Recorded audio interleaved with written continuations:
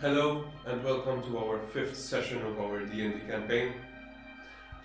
Where we last left off, our heroes departed from the town of Ceremony, engaging in a 4 days journey, traveling slowly towards the north. You eventually found yourselves in a goblin ambush, which you originally set out to encounter after being hired by Onuk himself. During the goblin ambush, you are beset by goblins emerging from the Longwood forest, a band of brigands, Onuk had told you, that had taken camp within the heart of the forest, and were proving to be a troublesome raiding party for merchants and travelers alike.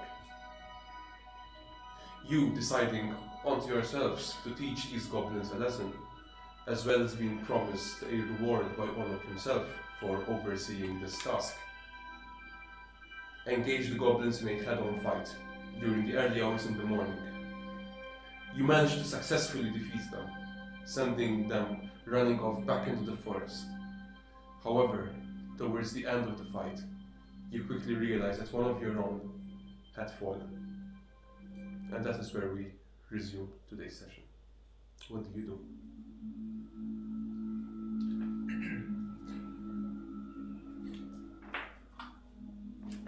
I run to the that body of, I assume, the wizard, right? Actually, does he still have slime on his fingers? You approach him. As you get closer, you can see the form of the halfling situated prone on the ground, an arrow shaft in his chest. His skin does not look translucent or oily, but then again, there is a lack of light around, you realize. You look to one side and you see that ever so slightly on the horizon, you see the first rays of dawn coming up.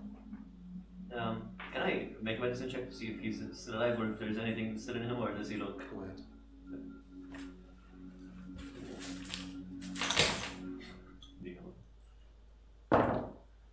Oh, extra 20. He's dead. You kneel towards the halfling, and you realize before you evaluate him that the shot was fatal. The bolt has severed through the halfling's chest, presumably towards the heart region. The shot probably was fatal upon impact, and if the halfling did struggle, perhaps it was just a few seconds. I turn to the others and say, there's no way he's coming back from this. Dwindling, now coming out of his drunken rage, approaches. Upon hearing these words, he halts for a second. Takes a deep breath, continues approaching the body and just hovers silently looking upon the corpse of the halfling.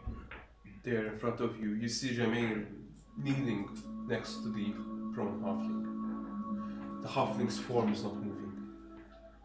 The arrow shaft clearly of goblin make.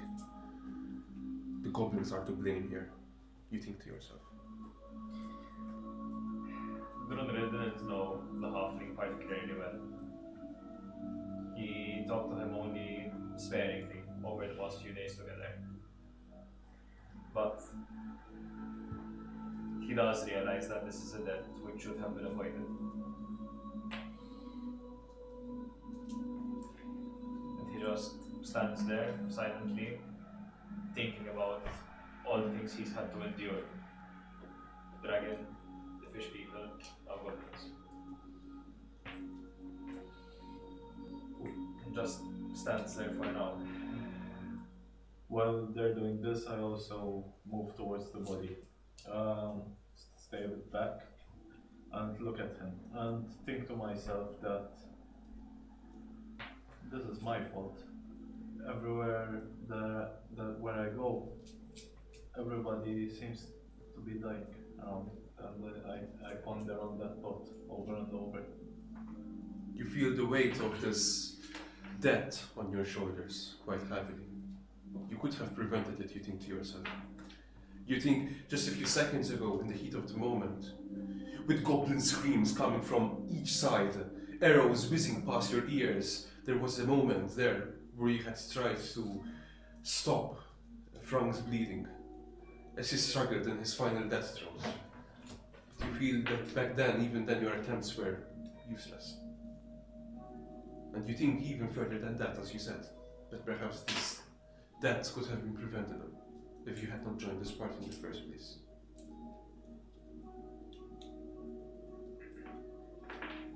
Perhaps we should take his belongings. It's useless to let him freeze here with the rest of his stuff. Could be useful. And where shall we bury him? Perhaps we should take him on the cart with us. Let's bury him back at our place. I don't believe that we should take him with us. Neither do I. He'd be an extra burden, I believe. And he's dead, he doesn't really care.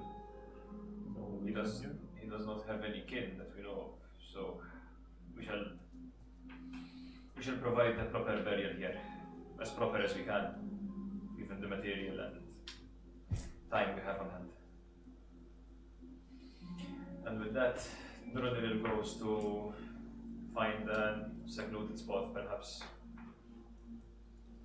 somewhere near the road, and tries to think of some material he can use to set up a marker for his burial site.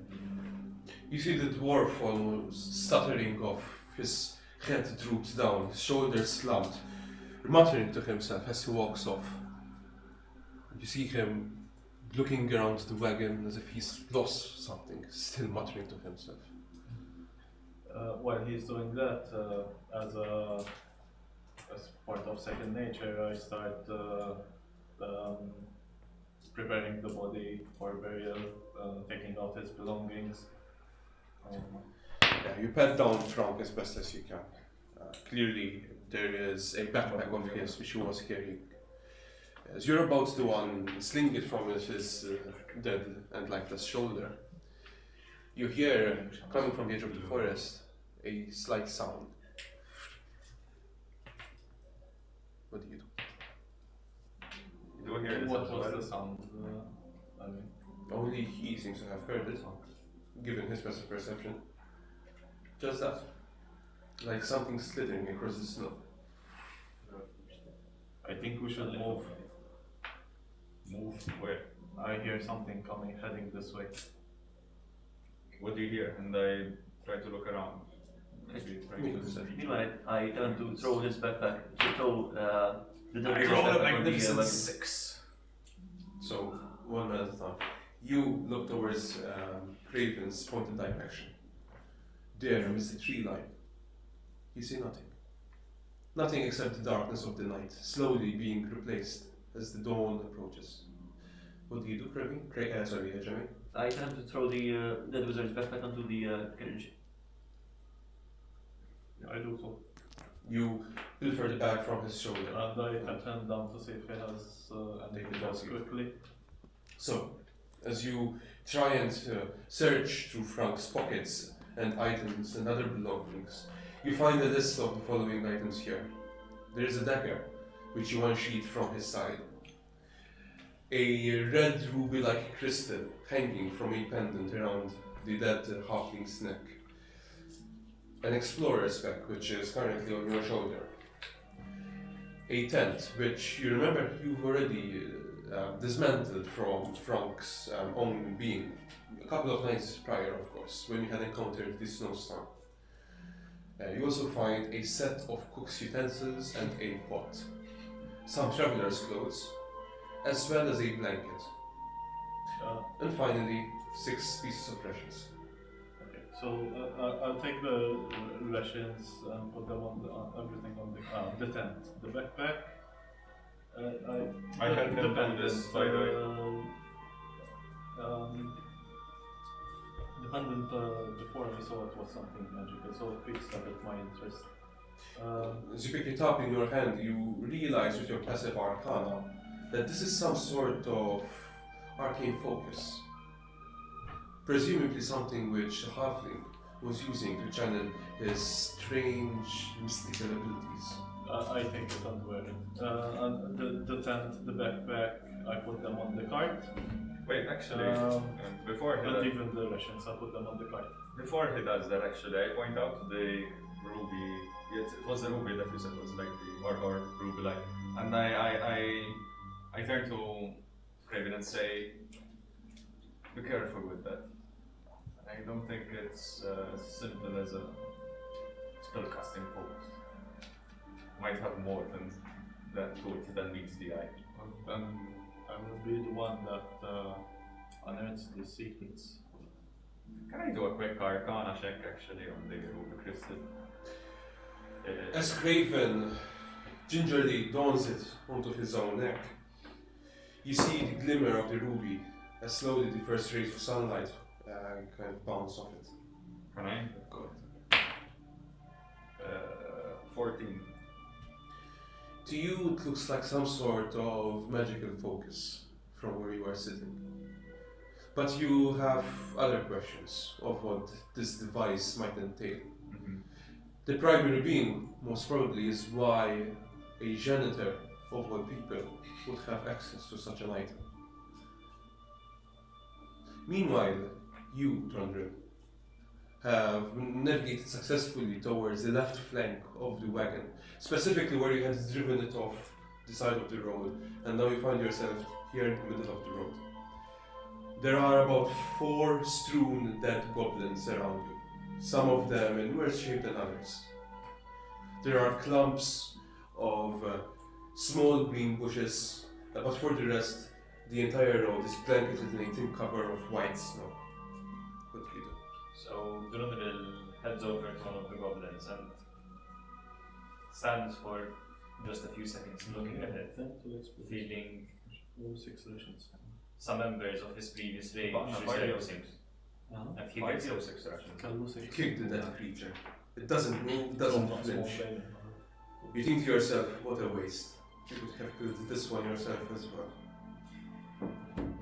Drundril sighs and gets back to his original task. He starts rummaging around the wagon, trying to see whether he can find something, and then stops. This was a warrior's death. The halfling died in the midst of battle. Perhaps it would be honorable to use the arms of his fallen enemies to mark his burial site. He goes back to one of the goblins. Does he find some sort of spear or something to the like? Make a... well, you do find spears for sure, but still, give me a d20. And what sort of check would this be? None. No sort of check. It's just a random d20. It's an 8.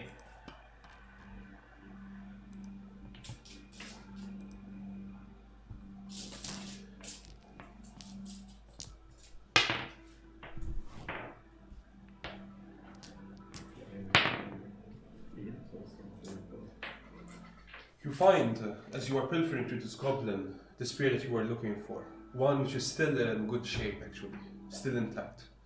It is small and crude as a goblin spear can be. As you are about to stand up, something else catches your eye. Something which stands out from the haggard clothing that this goblin has on itself, as well as the white snow underneath it. You see what seems to be a small, purplishish-like rock, which seems to have fallen outside of the goblin's pocket. You pick it up and twirl it in your hand, catching and reflecting off the light of the sun as it comes up. What a beautiful piece of gemstone you have here. You think to yourself. I popped it. Gems. When I to check out what this exactly later on. In the meanwhile, I grab the spear, head off towards the road, and find a good piece of earth. You walk slowly towards the side of the road, Yes. and like I said, you look around you. Yeah. There's no earth inside, just snow. Well, can I try to perhaps dig a little to find some sort of earth beneath the snow? Or You're is- using your hands, Yes. so you kneel to the ground. Those of you off the side of the road hear and heavy grunts coming. Seeing snow being shoveled and flying from behind the With his rubble hands. wall. And you quite actually sufficiently manage to make a small or halfling-sized hole as best as you can. At one point reaching the layer of dirt as well, and also trying to grab clumps of it off the side of the road, and in front of you in about 5 minutes time you've managed to fashion a sort of funeral hall of sorts. So, Drundred Yes, I'm coming grabs after his effort and heads back towards the others. I've heard the noise. Do I keep hearing it? Or With your passive perception, now you don't hear anything else. can I try? 19. You stop. In the background you can hear, and you look towards the side of the road where you see clumps of snow flying. And you see Drunril hard at work. Germaine on the other side is navigating back and through, carrying items from the deceased halfling, piling them onto the wagon. But then you hear it again. There amidst the rustle of leaves and the slight breeze flowing through the many pine twig there within the lonely wood forest, you hear as if there's something scuttling through the snow. Is it coming closer? Doesn't seem like it. Whatever it is, it looks constant.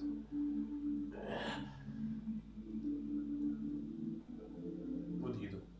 Do you hear this noise? I hear it in the distance and I point towards it. Do we hear it? Make a perception check. I don't think I hear it. 7. No, So, I perception, think. that would be a 9.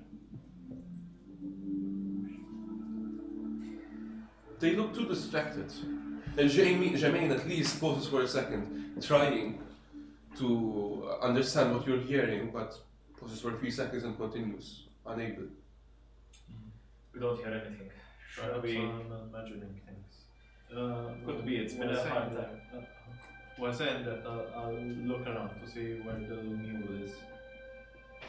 With your passive perception, you see that the mule has walked up a few feet towards one side into the forest. You see it in full view. The beast seems to be grazing on some wild leaves. I go towards it and hook it up to the carriage.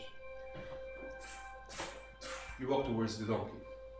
As you kind of calm it a bit, clearly in its panic state, although it's been kind of calmed down a bit, you pat it on the side of its neck.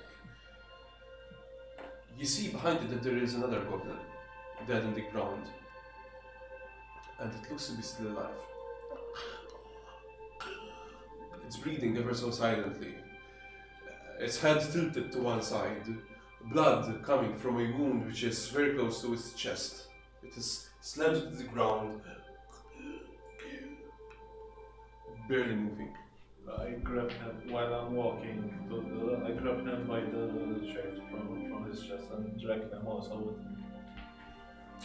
Holding the donkey in one hand, well, leading him from the reins with one hand. You also do the same by grabbing the goblin from one foot or one hand, and you pull them behind you, essentially, leading them to the center of the camp. I found the straggler here, this diseased creature upon this land, and throw him in front of me. The goblin rolls and stops, still prone on the ground, and you, wiping your hands from dirt and snow, see that there is a dying goblin there, in the middle of the camp, barely breathing. Drundred takes a look at it. Unsheaths his great axe and brings it down on its neck in one fell swoop.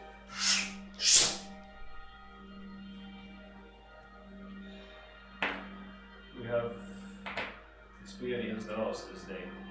It's been a hard time for all of us. We should get to burying the halfling. Let's do it quickly. I don't like this noise I'm hearing. I don't want to stick around here any longer either. So, I grab the halfling and carry him gently towards the burial mound. Gingerly, you pick him up and holding him in your two massive hands, as if he was nothing but a child. You gingerly take the halfling towards the back of the carriage, where you put him in. No, not the carriage, the burial mound. Oh, sorry. So, the four of you slowly make your way towards the side of the road, where Drunril has in his hands the halfling. In front of him is a hastily dug snow/dirt hole. I place the halfling gently in the hole and I start covering him with dirt. Can I help him do this? The two of you see both Drunril and Vidas kneeling down on the ground as they push snow, shoveling it back atop the lifeless corpse of the halfling. In a few seconds' time, you've successfully managed to cover the hole completely, leaving no trace of Frank whatsoever, except for what seems to be some freshly uncovered snow. While they're doing that, I chant a prayer that the cleric from when I was young taught me. More as a symbolic thing, though, rather than me believing it, just as a part of the ritual. You struggle to remember the words that your mentor has taught you. The correct prayers to pass somebody else from one life into the next. But from what your fragile memory brings up, you somehow muster a sequence of words, hoping that it will give some manner of rest to the deceased Frank. Meanwhile, I'm trying to stand guard, looking at where he pointed and the sound was coming from. Even though I don't hear a sound, I'm still cautious to whatever might be lurking, whatever he thought might be lurking. In the background, you can hear the slow diggings and shoveling of snow and dirt as the other three are giving their last and final rites to the halfling. But you, Jermaine, are leaned against the wagon essentially separating you from the rest of your friends. Fully focused onto the lonely woods, your eyes scanning the periphery. Are you looking for anything special?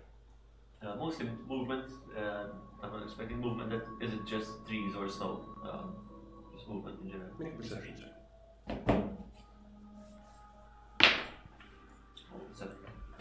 7 once more. It still seems to be quite early in the day. And although the sun has come up a bit, and light is slowly filtering through the occasional tree or so that there is here in the lonely woods, you don't pick out anything else. Except for pieces of jutting stone, pine trees, countless of them, as well as the occasional dead goblin. I wait for the others to finish their business. Once the halfling is fully covered by earth and snow, Drunril grabs the spear he has set aside. He places it on top of the grave. Holding the goblin spear in hand, however crude it may be, you jam it into the head of the grave, marking it as an indicator. It wobbles there for a few seconds. Drunril steps back, still looking at the site where he had buried the halfling.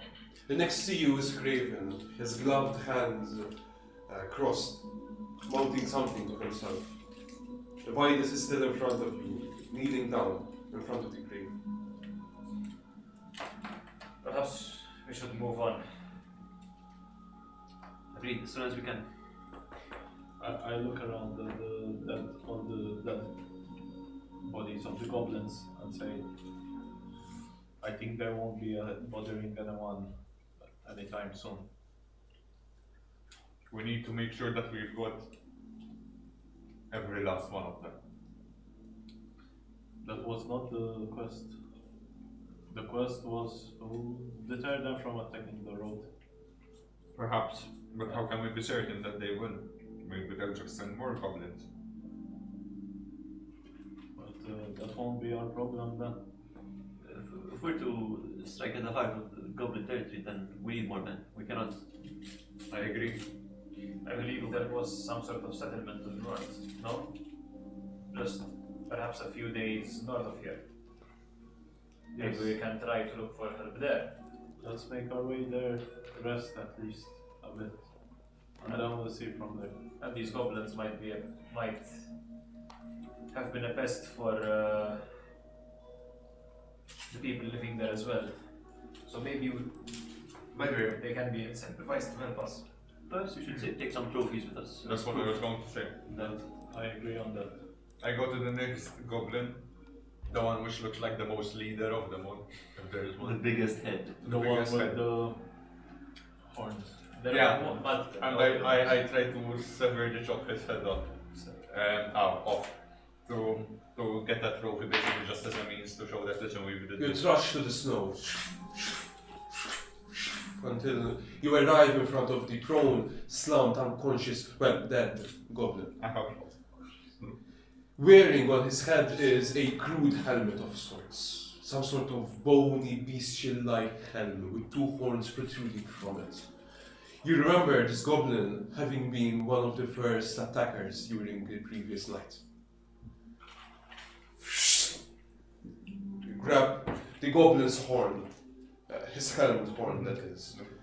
Slice his head off. Slowly, in a gruesome-like manner, you start severing the head of the lifeless beast. And with minimal resistance, it parts.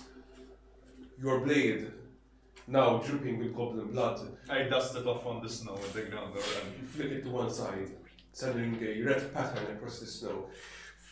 You sheet it back, and in your other hand is now a helmed, headless, well, a helmed goblin head, basically. Dripping. I hope it has a head. The other part is head. The other part is okay. So I try to take a cloth from my backpack and neatly wrap it inside. Wrap the goblin head. Do you have a cloth in your backpack? I actually don't know. We can use the. Let's use the tarp and the blanket. Yeah, the blankets and the cart. Actually, I have some blankets there. I'll be sleeping in the car. Frank That's okay. Frank had a blanket also. Yes, You can actually. You can use the bedrock. Had his cape. You head towards towards the wagon. The three of you see White is approaching you, holding in one hand, relatively gingerly away from himself, a goblin head. With the other hand, kind of pilfer very roughly in the back of the wagon until you find Frank's favorite quilt. You take it out, wrap it around the goblin head as best as you can. You can immediately see that since this goblin kid is still relatively fresh, there's still ample blood pooling towards his tongue. Regardless, you have now in your hand, wrapped inside of the quilt, a severed goblin head. Perfect. So shall we leave? Move on to Dualdon's camp over there, or Dualdon's camp. We should alternate to short rest on the wagon. I agree. I believe that we are more than a day's journey. I won't be driving the wagon. But then we can have a long rest In the night. on the night. Fair enough. At least if we get caught by someone. Fair enough. Fair enough. So I agree as we. One of us Yuri- needs to... Yeah. I'll take the first driving of the wagon, I guess. Yeah. Who needs it the most? You seem to be quite One- shaken up. And you can sustain the wagon. Yeah, that one of the goblins took the wind out of me, just for sure. Don't worry. Ah, wait. Brodril has just realized that he is feeling very, very cold. And that at some point he had lost his cloak. He will go in search of it. Take a perception check. He will keep searching for it. 9. With the 9, you walk off, in the back of your head knowing fully well that the other 3 allies within your party are slowly also packing their own belongings, pitching down their tents, and packing everything into the back of the wagon, their own backpacks, readying themselves to head out for today's journey. However hard you look, though, you spend an hour looking up and down as best as you can, and you can't find your quilt. Your cloak, that is. And now, in the afterthroes of earlier's battle, you start feeling the chill of the wind, the snow taking its toll and effect on you. As your core temperature goes down, you start feeling cold. Brodril jogs on the spot as he is searching for the cloak. But the 3 of you, having successfully packed everything, lie on the side of the road. The wagon also in a position to start at a moment's notice. However, you are lacking Drundren.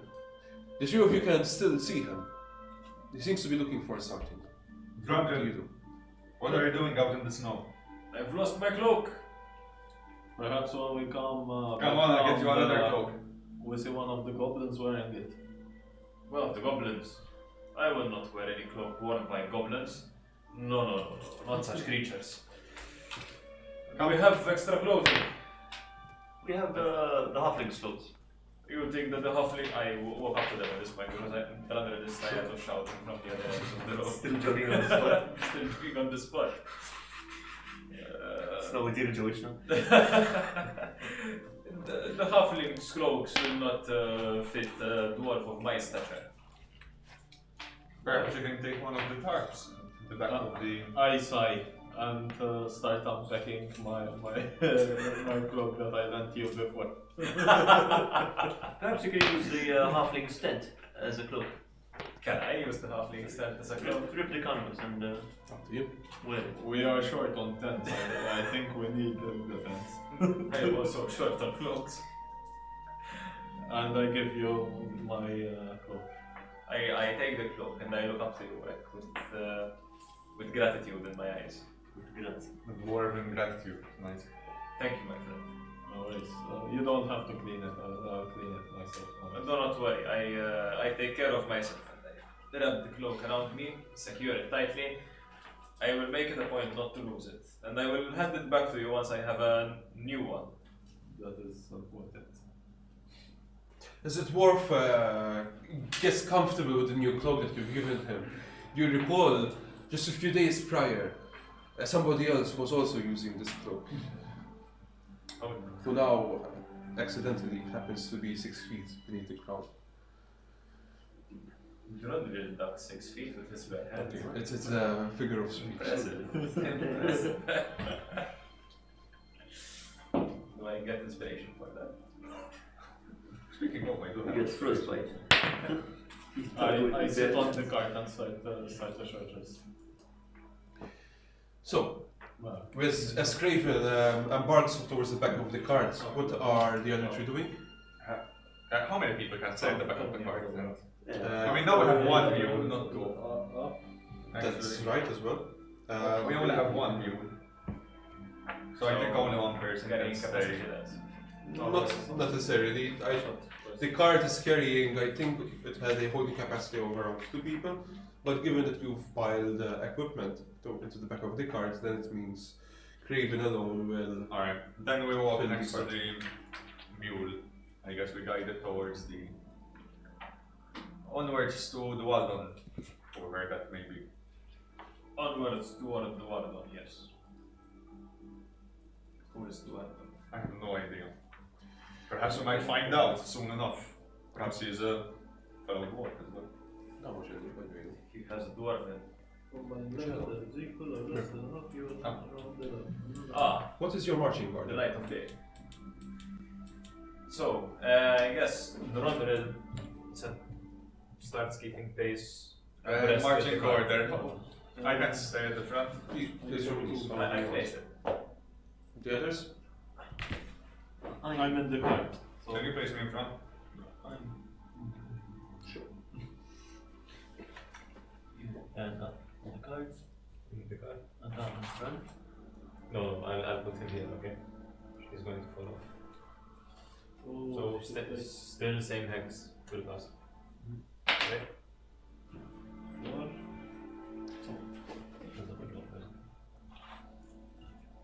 Good enough.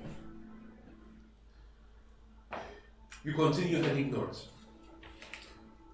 The wagon rumbles as you navigate it.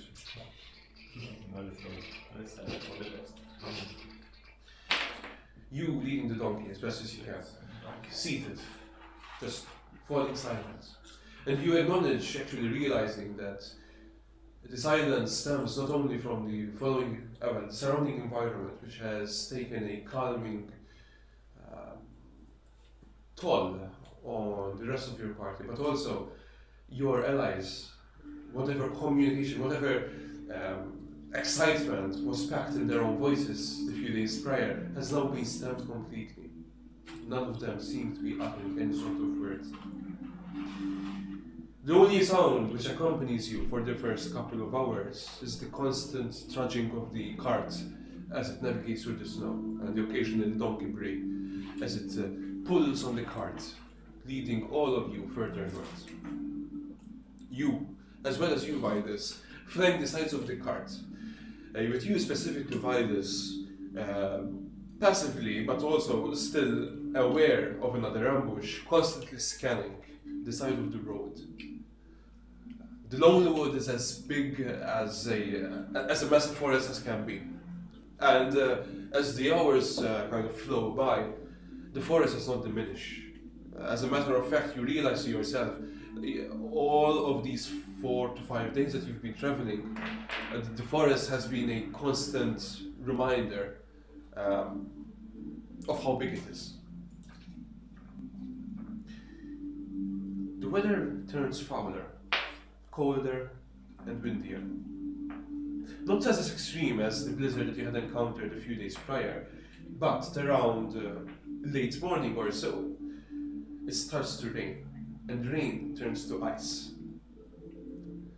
You realize that you are navigating through a hailstorm of sorts. As it comes down, it makes traveling that's more troublesome, slowing your movement whatsoever. Towards the afternoon, it is so bad that you realize that you have to completely stop and take shelter.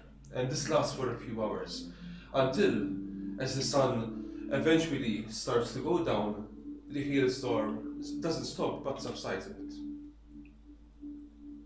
Towards the late hours of the afternoon, at around 5 o'clock, you think that there is some more hours worth of daylight.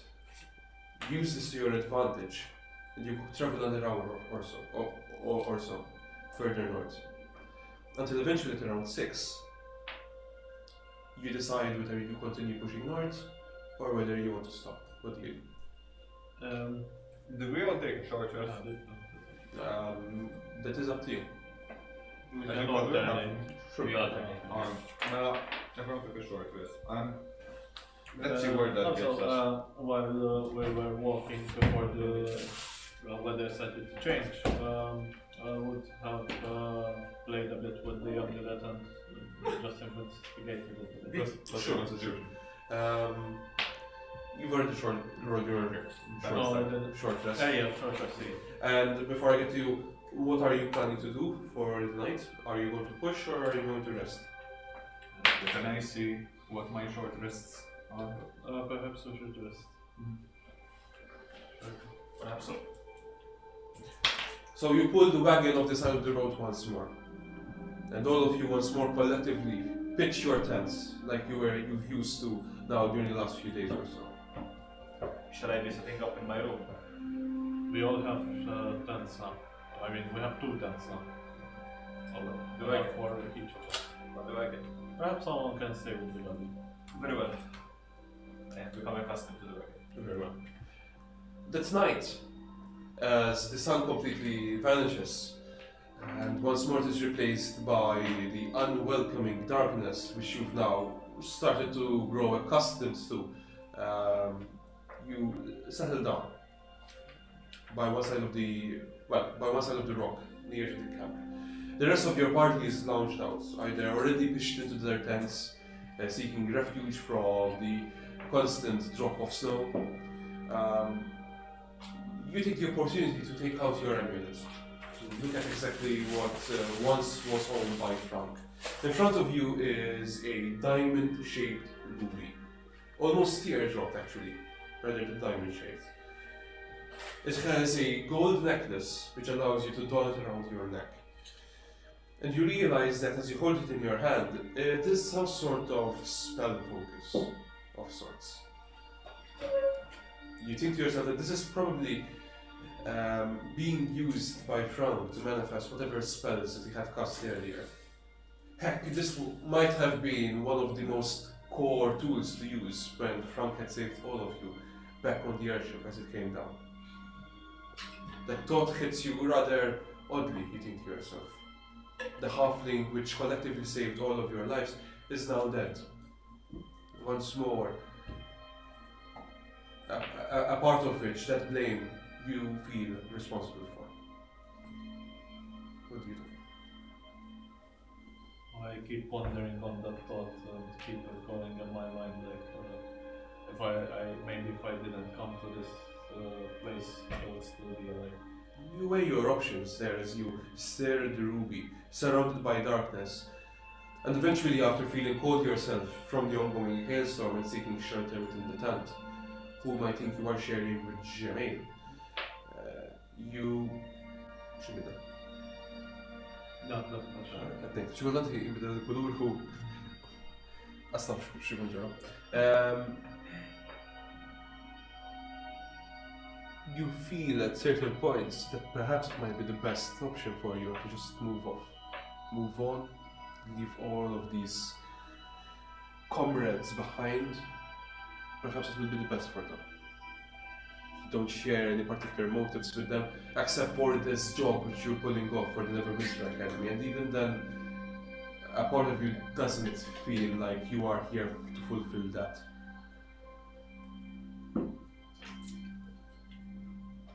The choice is yours, and you sleep off with that thought in mind. What are the others doing? I set up my tent, or Frank's tent, as much as possible under the trees, so that, you know, much of the hail lessens, unless it stopped completely. Now we're still going on a little. You can still hear the hail hitting the tent's, what's it called? The carp? Mm-hmm. Yeah, outside. Okay, then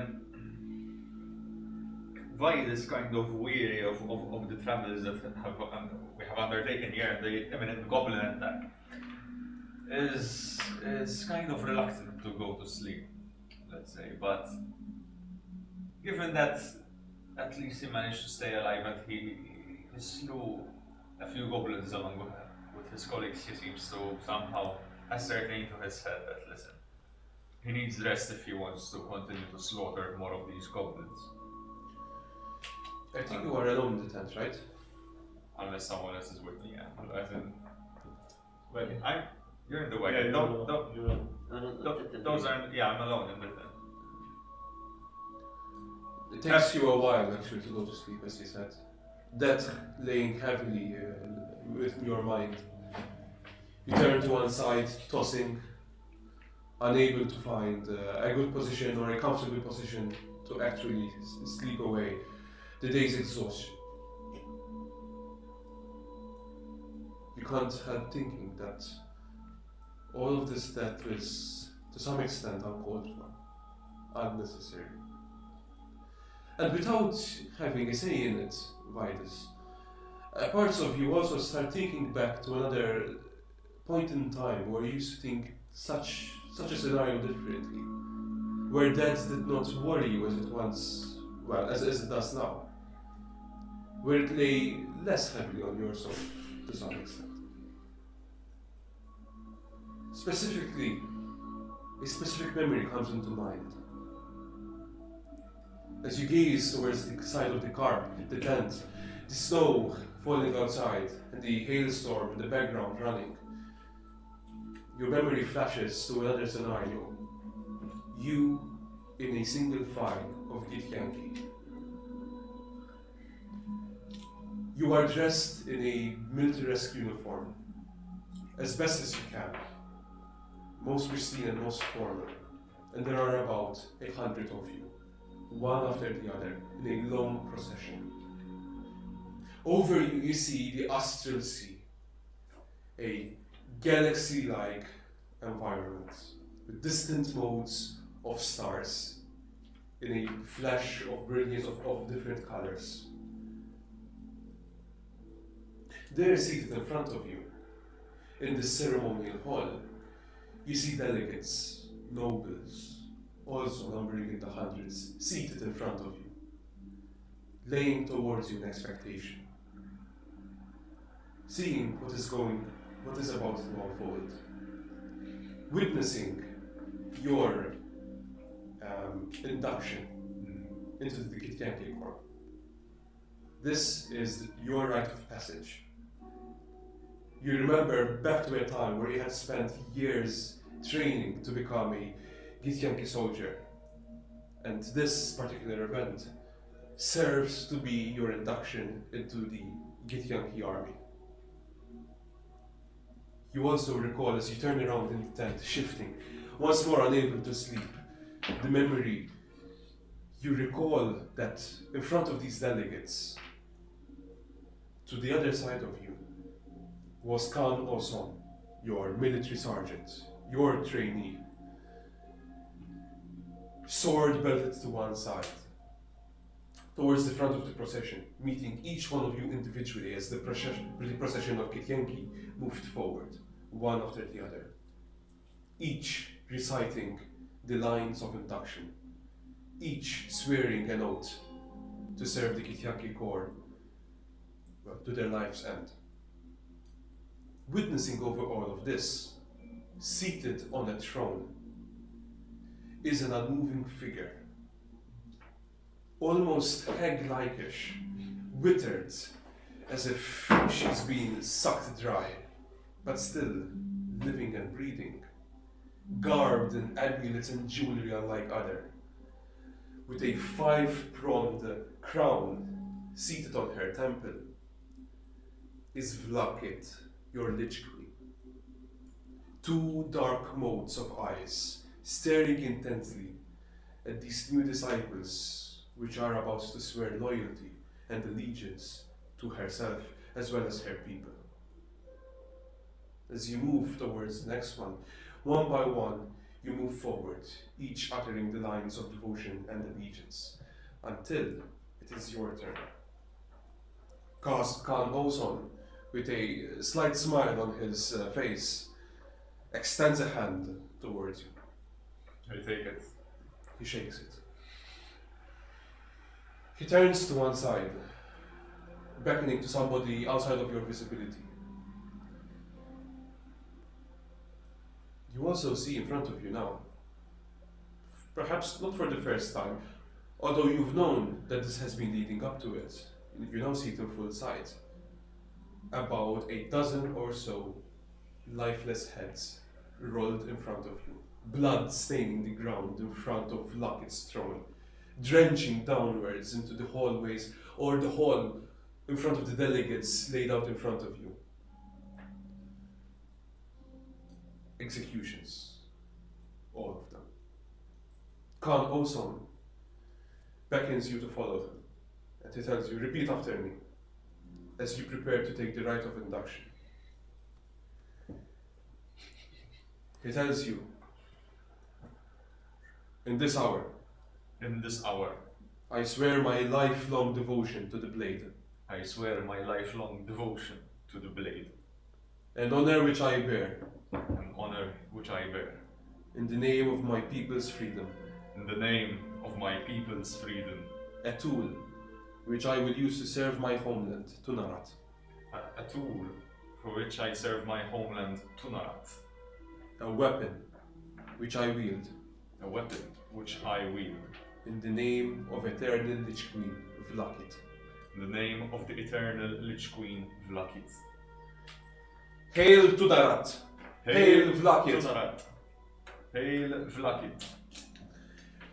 To the people he was beckoning to one side, you see 2 Githyanki, also dressed in full military uniforms, medals adorning their side. And you see that they have brought in front of you, forced to fall on his 2 knees, a prisoner of sorts, hands bound behind its back, and a sack over its face. Its skin is clearly of Githyanki fashion. You don't see its face, however. Also, one of the guards who escorted this prisoner and forced him to submit in front of you is bearing a velvet cushion, which he stops and proceeds to offer you.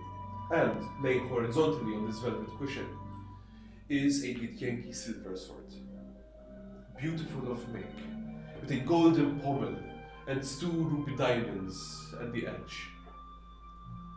Its blade is carved and slick with the blood of countless other executions, each wielded by a Githyanki initiate like yourself, a novice, which has just now taken their own oath. I take the blade, as that's what's intended of me. It is light in your hand. And once more in your tent, you shift to the other side, unable to bear what is about to happen, knowing that you have been, to some extent, forced into it, but also that a part of you had wanted it yourself. The blade drips with the ichor, with the blood of the slain prisoners. What do you do?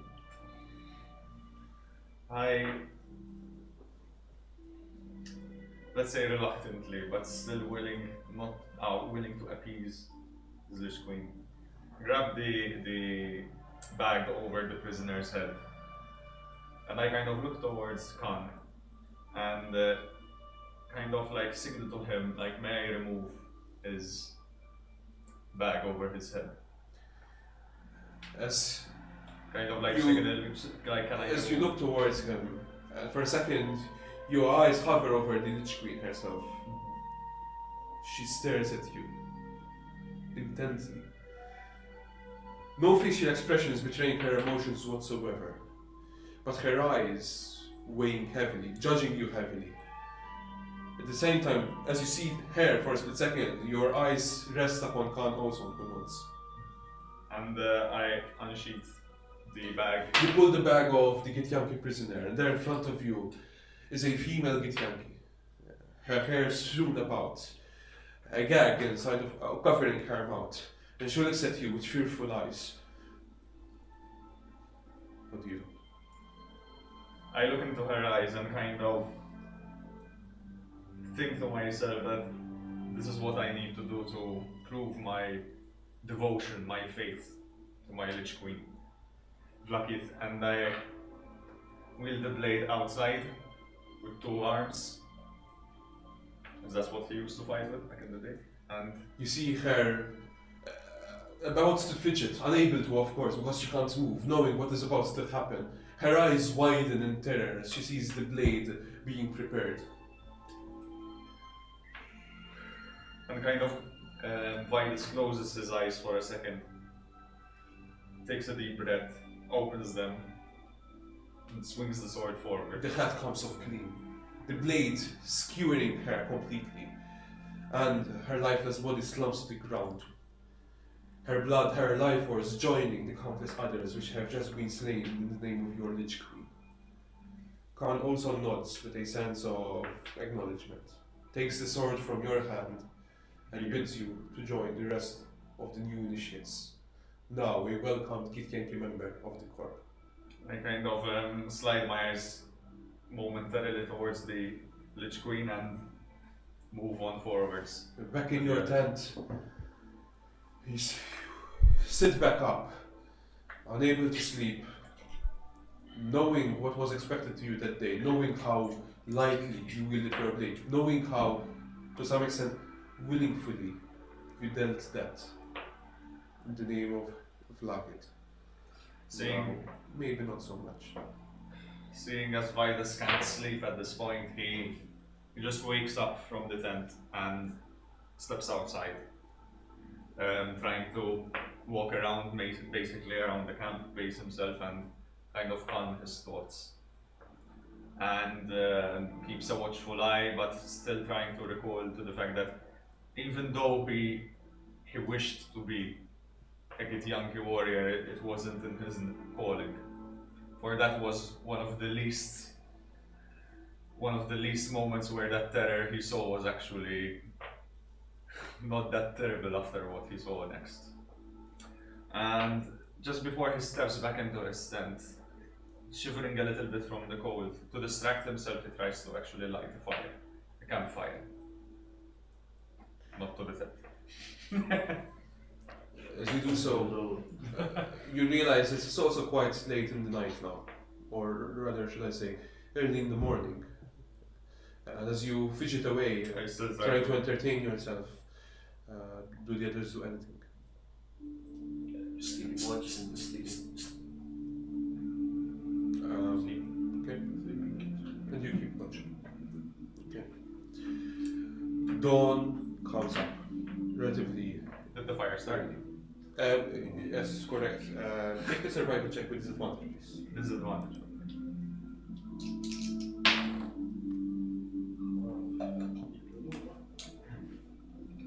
I got a 7. You have a go at it for 30 minutes at a time, but eventually you give up. The timber wood is too wet, it's too cold, and the hailstorm doesn't relent during the night. It keeps coming down. Vitus thinks to himself that it's best to, at this point, try to sleep. His mind isn't focused on the task at hand, on any task at hand. I noticed him trying to light the fire. Yeah. Yeah, so I go to him and I say, perhaps you need some help. Perhaps in the morning. If you say so. I go back into my tent and try to doze off now, hoping that perhaps this little walk around might have got him back to sleep again. As all of you collectively wake up, I need everybody to make a Constitution saving throw. Any advantage to us? No fires were lit. No fires were lit during the making. 18. You freeze. I got a 10. 18. Constitution saving throw, that would be an 18. 16, David. I got a 10. An 18. All of you successfully wake up relatively well, all things considering. Given that the hailstorm did not relent, and even considering that you had been woken up rather rudely the night before, and forced into a fight, a deadly fight that is. Drudder wakes up feeling more vigorous than usual. By the way, when we take a long rest, do we heal to full? Sorry? Do we heal to full when Yes, we take we a do. long rest? And half your hit dice. You, however, spent rest. Sorry, you spent Jermaine, yeah. Yes. You spent the night on watch, so you did not sleep. I don't think so. What the hell? No one specified it, so you said that you were going to stay watch, so here it is. I never think noticed, I think, on the floor is that I'm the only one staying watch, so I would have gone to like someone else. I would also have started running for random encounters given the circumstance, but I assume that there was a watchman at all times now. Sleep on the wagon as we Yeah, okay. So, someone else will do it. Don't worry, lad. It seems that the the one notice actually- that the night was passed by. The I hail will drive. has not stopped, no? No. It's continuing. And I'm trying to remember if it's flat out exhaustion or if you need to roll a constitution saving throw. No, he needs a constitution saving throw for I believe so. deprivation. Rations nästan in Dota Frank. There were 6 of them. We have Hey. 4 left. 17. Okay, you're good. No, it's good. I have a fight at them. You're a very tired one. Okay, so we take from Frank's rations. We're going to take Frank's rations. No, 2 left. You're not exhausted, but you still haven't recovered from a long rest. Okay, yeah, so Frank has a banana. But we did take a short rest the day before, You right? did, yes. Let me double I check. am taking Frank's rations. Righty. Actually, Serge, bara short rest, bara jag bara lång rest. Ja, vill gå. Huh? Actually, Serge, bara short rest, jag bara... Short rest, short rest. Not for me, just about fine. Healthy dwarf. Drudder loses to knowledge. Oh, second win. Second win. Let's see. 15 is even. So, Jermaine, Yes. seeing as you were leading the cards the day prior, what do you do this morning? So I can still keep reading the cards since I'm not exhausted, right? Yeah. Yeah, so I keep reading the card. Okay. One, they need to hit. I use my hit die. Okay. One hit die, just in one hit Very well. die. And we still use our short rest anyway, so I recovered it. So, I am assuming you will be keeping the same marching order. You set out the next I morning. just noticed that there is one. You once more taking control of the cards. You continue traveling north, trying to recover whatever lost ground you did the day before because of the hailstorm. But the ice keeps coming down, berating you. And towards, like after just an hour's worth of traveling, it's coming down so hard and so quickly that you immediately you've got yourself drenched. You dwindling, however best you can, trying to cover yourself with the cloak granted to you by Craven, are also getting wet. And you, Vitus, realize that it's so hard to make out the Lone Woods horizon that you are prone to an ambush at one point, given that the hailstorm is coming down intently. What? I wanted to. What do you do? We walked into an ambush. You walked into a blizzard, no? Right? Prone. You hear Vitus to one side, he's saying something about an ambush. The dwarf rushing towards the left flank, peering over the rubble wall, looking into the Lone Wood. Something's wrong. What do you do? But that's not rations. Okay, What do I see? Wait, can I take a perception check? With disadvantage. Yeah, there's so much. I prefer Oh, I to got cast Mage so Armor. close. I got Just in case 12. of prepare. So, you from within the camp, within the wagon, mutter to yourself the incantation for Mage Armor. Now almost knowing it by heart, but still keeping your palm on the I spell. don't cast it, I just You should cast it or? prepare to cast it. Prepare to cast it, my bad. So basically, you look outside towards the side of the wagon, spellbook ready in hand, looking out towards the Lone, but specifically also seeing Vitus as well as the dwarf leaning over the rubble wall, looking over the periphery of the forest. What did you get? 12. With that 12, you see that the storm's not relenting, it's coming down in big clumps, hitting you over your shoulders, your head, quite hardly, and also proving to be quite troublesome because you can't make out just a few feet beyond into the wood itself. So, cried out an ambush. Apparently me. He said I saw an ambush. We walked into an ambush. Or we walked into a bush. I have no idea. I think Do I hear it's somebody prone charge the to blizzard an to- ambush. No, there's no blizzard per se. It's just very, to very- an ambush. Alright. I did make perception check to see. I thought he said we walked into an ambush. I'm like, what? Where's the ambush? What ambush? Why did I say ambush? 7 plus. It's like plus 3. ambush! Oh wait, there's nobody. Then you see the two of them muttering to one another, trying to see as if they've just put something within the forest. And you yourself, you can't make out exactly what they're looking at because essentially there's a haze on the periphery of the wood itself, caused presumably by the hailstorm. Perhaps we can. Okay. So, What? Drundril. I do not see a bush. Me neither. But we are prone to an ambush. Prone to an ambush. We are prone to an ambush. Sorry, so. Perhaps we need to find shelter quickly. Perhaps we can take shelter further into the forest then. Is that a good idea given that there are goblins looming about? It's better than being caught in the open. That's a fair point. I do prefer goblins rather than blizzards. What lies in a blizzard? The three of you take 1 point of cold damage, given that you are being pelleted by a hailstorm, and not just now, but presumably for the last hour. Okay, let's take shelter into the forest. Perhaps the trees might block a bit of the haze. Will do again move 1 hex? No, you can just stay where it is. Because you're literally just moving it underneath a tree a few feet away from you. No, as in after night. No, it didn't, because Because it's a they were hailstorm slowed and you down, were we slowed had to down. stop. The trees on the border between 1 hex. Oh my. Crossing the border.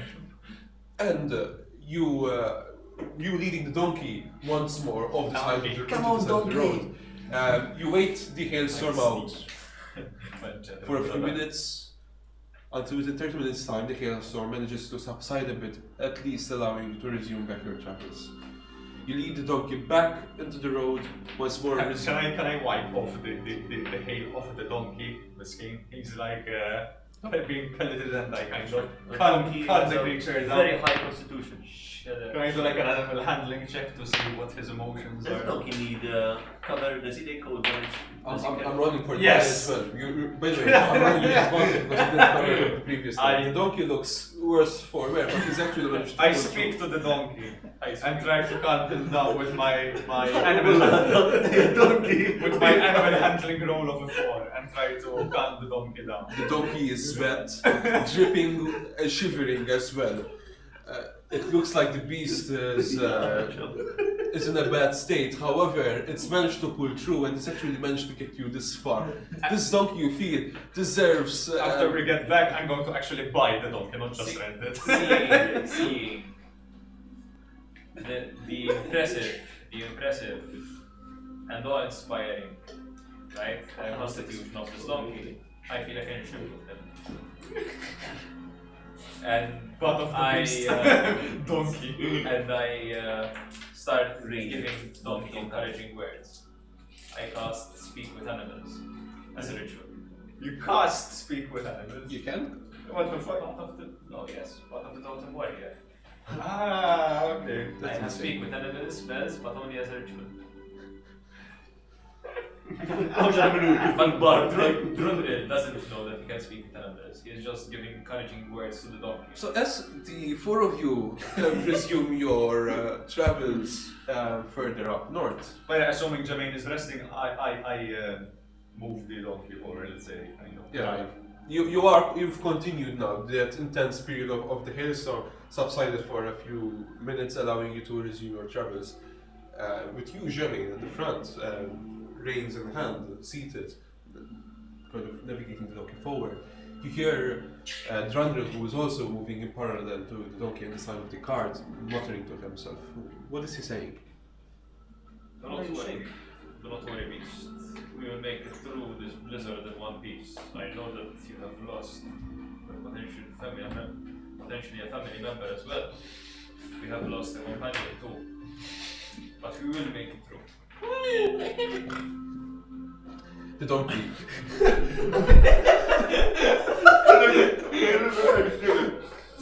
Replies back. Something between a bray and a grunt. You're not exactly sure.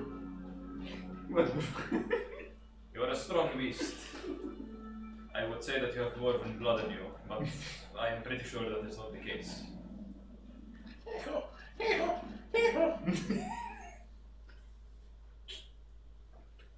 Stay strong. The donkey continues pushing forward. Noon comes by. 1 o'clock.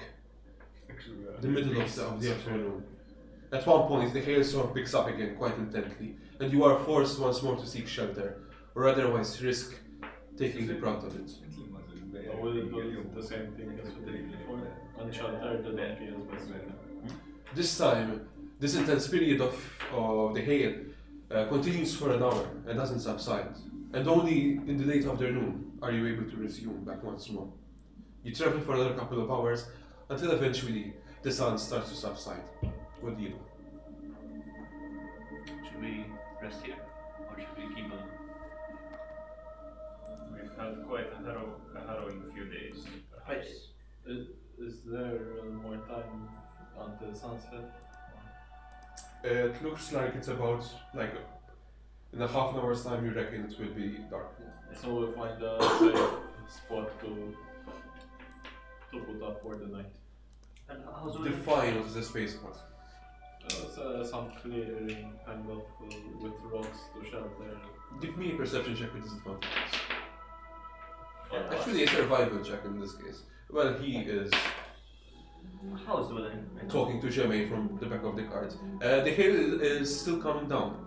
Like I said earlier, it's only come down twice, where it's forced all of you to collectively stop and seek shelter, but it's still going on. 17.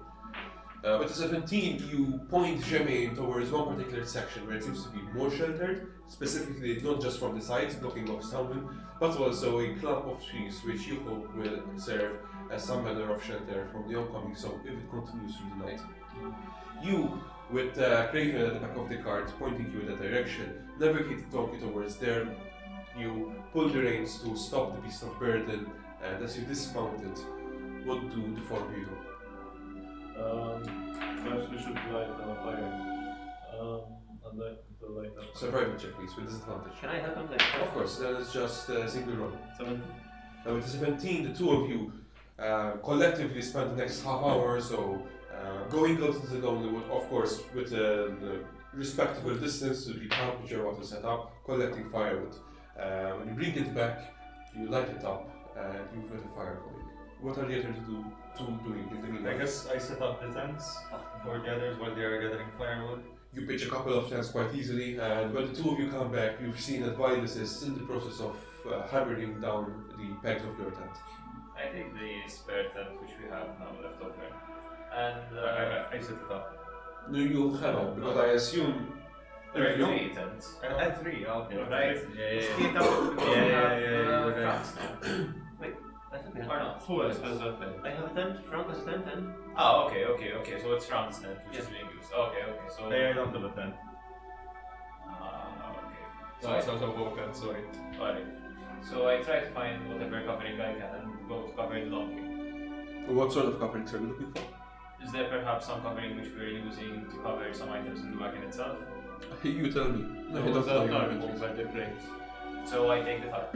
Okay, you pull the tarp from the back of the wagon and successfully manage to wrap it around the donkey as best as you can, who is now seated, or as a donkey would sit, next to a fire, who seems to be half asleep already. it looks like he has taken at least 4 cold damage. Make an animal handling check. Oh, I will handle.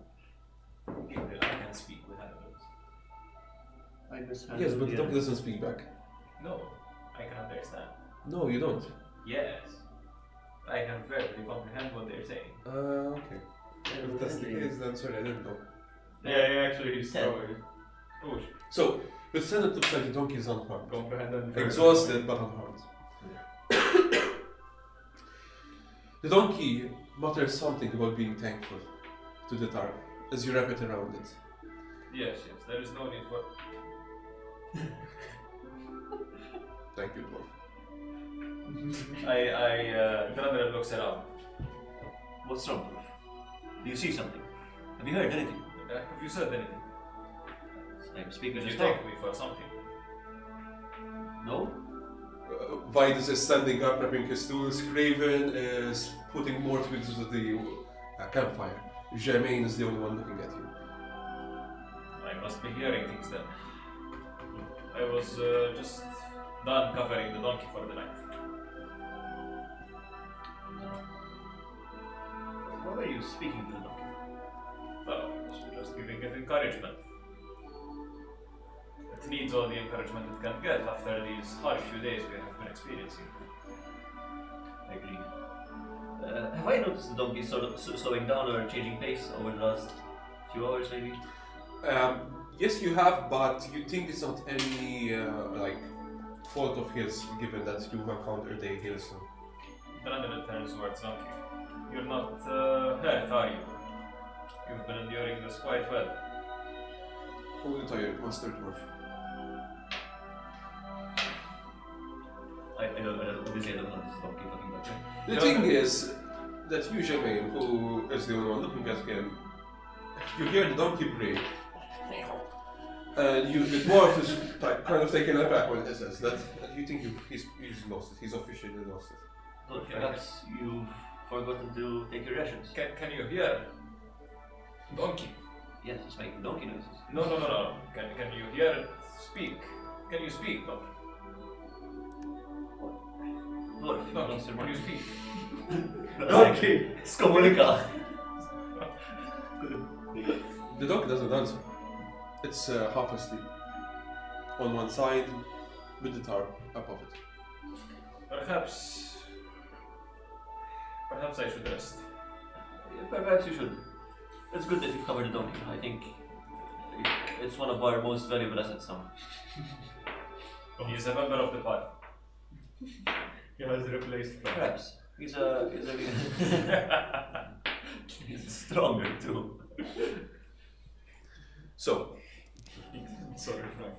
It's your level 1. the three of you collectively, the four of you collectively eat your rations for the day, which, by the way, I need to remind you to also subtract them from Wait, we previous have night 2 as well. rations left from Not France. 2 left. So I can take my own. Yeah, Yeah, so- I'll take one of my own. No, you need to subtract 2 because none of you took for the previous night as well. No, we said we Yes, did it. From As in we France. subtracted from France. Had 6 to bring. Francs. Francs what? From France. Nothing to You're both taking your own rations? Yeah, So you can take Frank's. Alright. Frank's rations are The minerals. big. Yeah. You've not enough minerals. Frank's representing. Francis first. You require more than spinning Just the donkey. The donkey fighting. Is the donkey taking any fee? Yeah, we don't have feet for a week. Grave of actually. Mastery is what the feet. The feet. No, but we bought feet for 2 donkeys, so now it is the other ones. He has lucky as well. He Yes. has lucky. Yo, telekinesis. Battle mage. Donkey casts lightning bolt. You should go with it. Just Yeah, well, just it's just a donkey. That's like fucking lightning bolt. The donkey casts wish. Wish. I wish for another donkey. We become donkeys, the donkey becomes us. Now I'm the driver. You consume your rations, settle in for the night, I am the donkey. and the night goes by. Uneventful, given that everybody now seems to be fast asleep, and nobody took any watch or stood guard whatsoever. Nobody interrupted me either as I was saying this. We're discussing donkeys. We're discussing donkey business. Because we are very Does careful the donkey people. keep watch? Eh? We are careful people. We let others finish first. Exactly. We're building relationships, strengthening our bonds. Yes. With the donkey as well. So, as So and I iterate like we did previously. thank you for clarifying. Let's assume that from now on, unless we specify otherwise, we're keeping watch. That's what I was going to And say. then the specific order. So 2 hours Yep. starting Crouch Remain, 2 hours Craven, 2 hours Drill, and the last 2 hours Vice. So this is like everywhere, even within town or not? Within town, no, unless specified. Yeah. So we'll keep the same status unless we specify it's going to change. Exactly, yeah, that's what I. So it's everywhere, except So for within town. town, Until we specify otherwise. Okay. Words Ah, like alright. an So if we specify something else, then we'll keep that sort of. Yeah. so even in towns, unless we specify otherwise. And the order will be you So 1, 2, 1, 2, 3, 4. 4. You taking first watch, stand by the fire, next to the donkey who is breathing quite shallowly. The rest of your friends have gone to their own individual tents, or in John's case, Oh the no, carts. not again. I take out my picture of the maze again, and I try to maybe recall why it's so familiar, and I spend some time looking at it. You gaze into the maze as best as you can. You gaze into the maze. But nothing to memory, no other memories, come up. Like you can't remember if there's anything different about it. It's just that once more the sense of familiarity overcomes you. I put it back inside the book where I was using to store it and put the book back in the bag, but in my mind I'm still thinking of the maze, even though it's not in front of me. I've been looking at it for so long that it's just ingrained in my mind. Even when idling, I start sketching the maze, even without knowing, on snow or on wood or wherever. Subconsciously, at one point, you actually catch yourself doing this, surrounding the fire pit. At one point, even, well, not surrounding the entire fire pit, but like standing there next to the donkey with one hand kind of wedged into the snow, so you find yourself kind of drawing the pattern within the white powdery stuff. The first couple of hours go by, and nothing comes of it. I wake up the next in line, and I wake up Craven. Your turn. Nothing happened. You get up. Do you do anything special? I sit by the fire and just look around. I Take think a burger, so I can Okay. Keep wandering on. Burger on now. Oh, I didn't remember. You nachos. you Lasagna. stand watch and after the first hour or so, you realize how absolutely silent it is here within the forest. Except for the backdrop of the continuous hail coming down, the only other sound inside of here is the crackling of the flames, which you are attentive to continuously feed. Apart from that though, there is dead silence. And as you stare into the confines of the dark wood in front of you, your mind wonders what other monsters may lie inside of there. Whether there is truly a goblin camp in the heart of it, and how likely it is that more goblins might emerge from it. And your 2 hours worth of watch go by uneventful. What do you do? I go wake up, or I knock on the door. You Wake get up up. dwarf.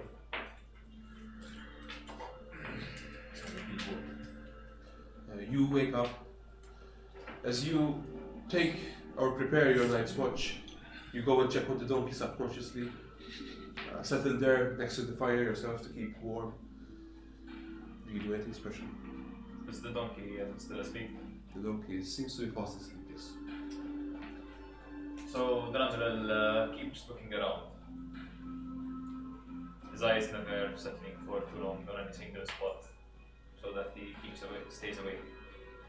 Once more, your dark eyes, able to penetrate the darkness of the forest, you can see countless trees, rows upon rows, further into the lonely woods. Nothing comes out of it, thankfully. And you keep this watch for the next 2 hours, which also go by uneventful. As the 2 hours come to a close, Durandal rises slowly from the spot and finds Vitus's tent. He opens the tent. It's your turn. It's cold outside, wear something.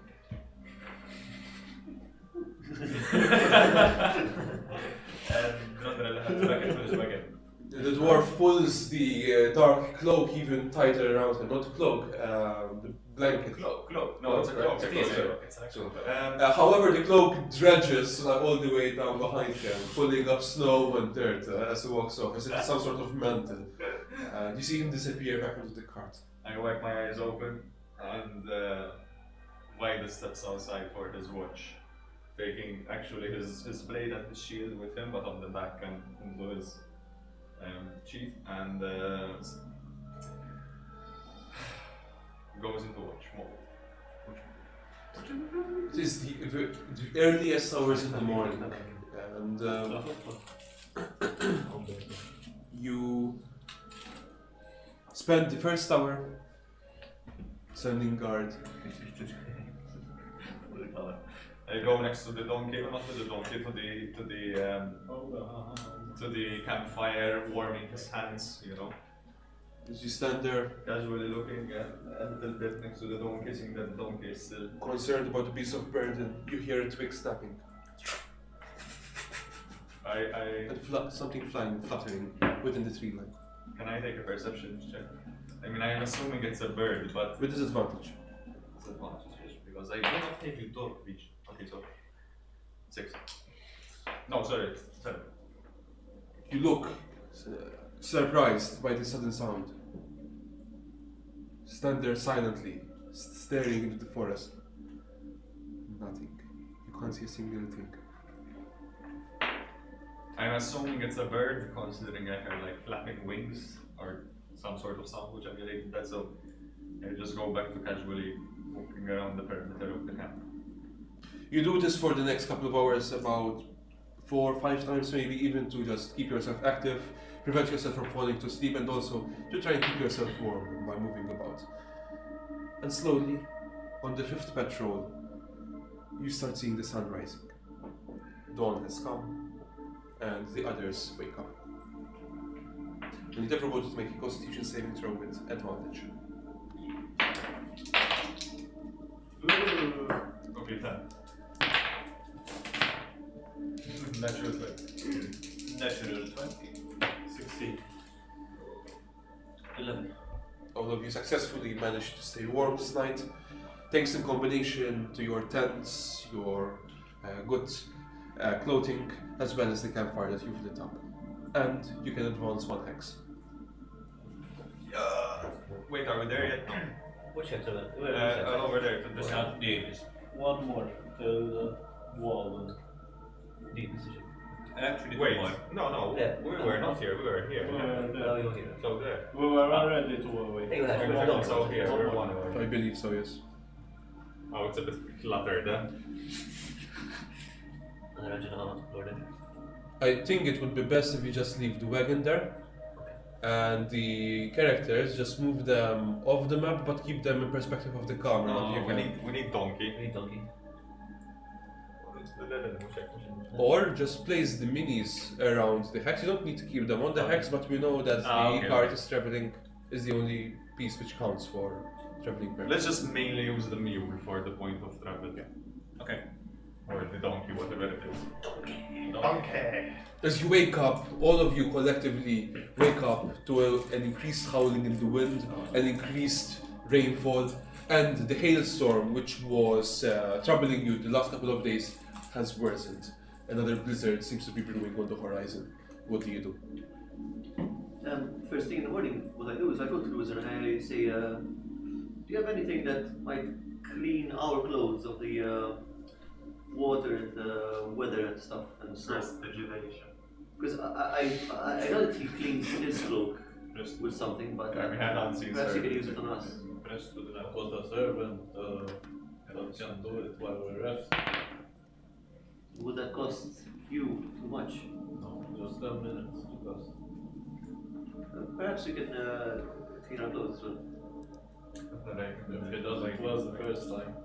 The dependency on his superior. You have something perhaps that might be able to heat us up. هو ما في مشان كلوري. اليوم just bake and switch. I don't know, I might ask. Where the shot? Like up where fucking. Giving you a wizard? يوم كلا نجيب breaks. The 4 of you resume back onto the wagon, back onto the road. You pack up your belongings successfully, and you continue heading towards the Dualdon's shelter.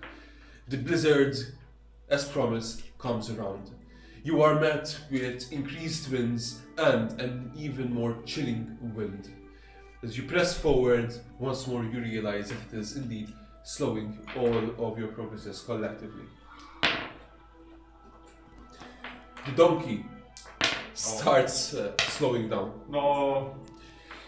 And you realize in the morning, just a few hours after you've embarked back onto the road, it starts to limp.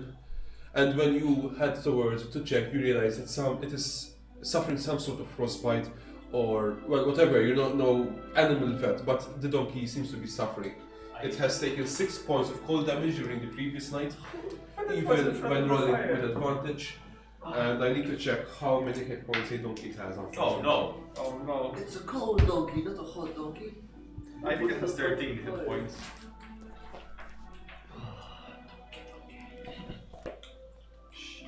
No, 11. It has 11 points. The donkey is not in a good shape at all. Wait, can we? I start talking to the dog, I start speaking donkey. and also can't speak with animals Donkey, donkey, donkey. without knowing. Donkey, you seem to have taken quite a beating during the night. It's cold. You are talking. It doesn't answer. It just continues trudging, pulling the wagon. I look around. Why do you speak? And look back. Does he sound like a donkey or does he sound like a person speaking in common? He seems to be talking. That's it, like in common. So you can talk. And what you do here, though, answering him is just a single shortcut donkey bray. So you are feeling. And you are suffering. It doesn't answer. It continues to pull the cart. Do you think you can make it another day, donkey? Maybe. After a day you can rest. We will be in shelter soon. I know this has been a hard journey, but you have proven yourself. It doesn't answer. You should be proud. You are proving your ancestors' honor. Continues to pull the cart. And you think that the blizzard might have gotten the best of the dwarf as well, as he is starting to hallucinate. And you actually, for a second, start worrying that perhaps the cold might be affecting him in other ways that you did not think of. I'm moving the cart, right?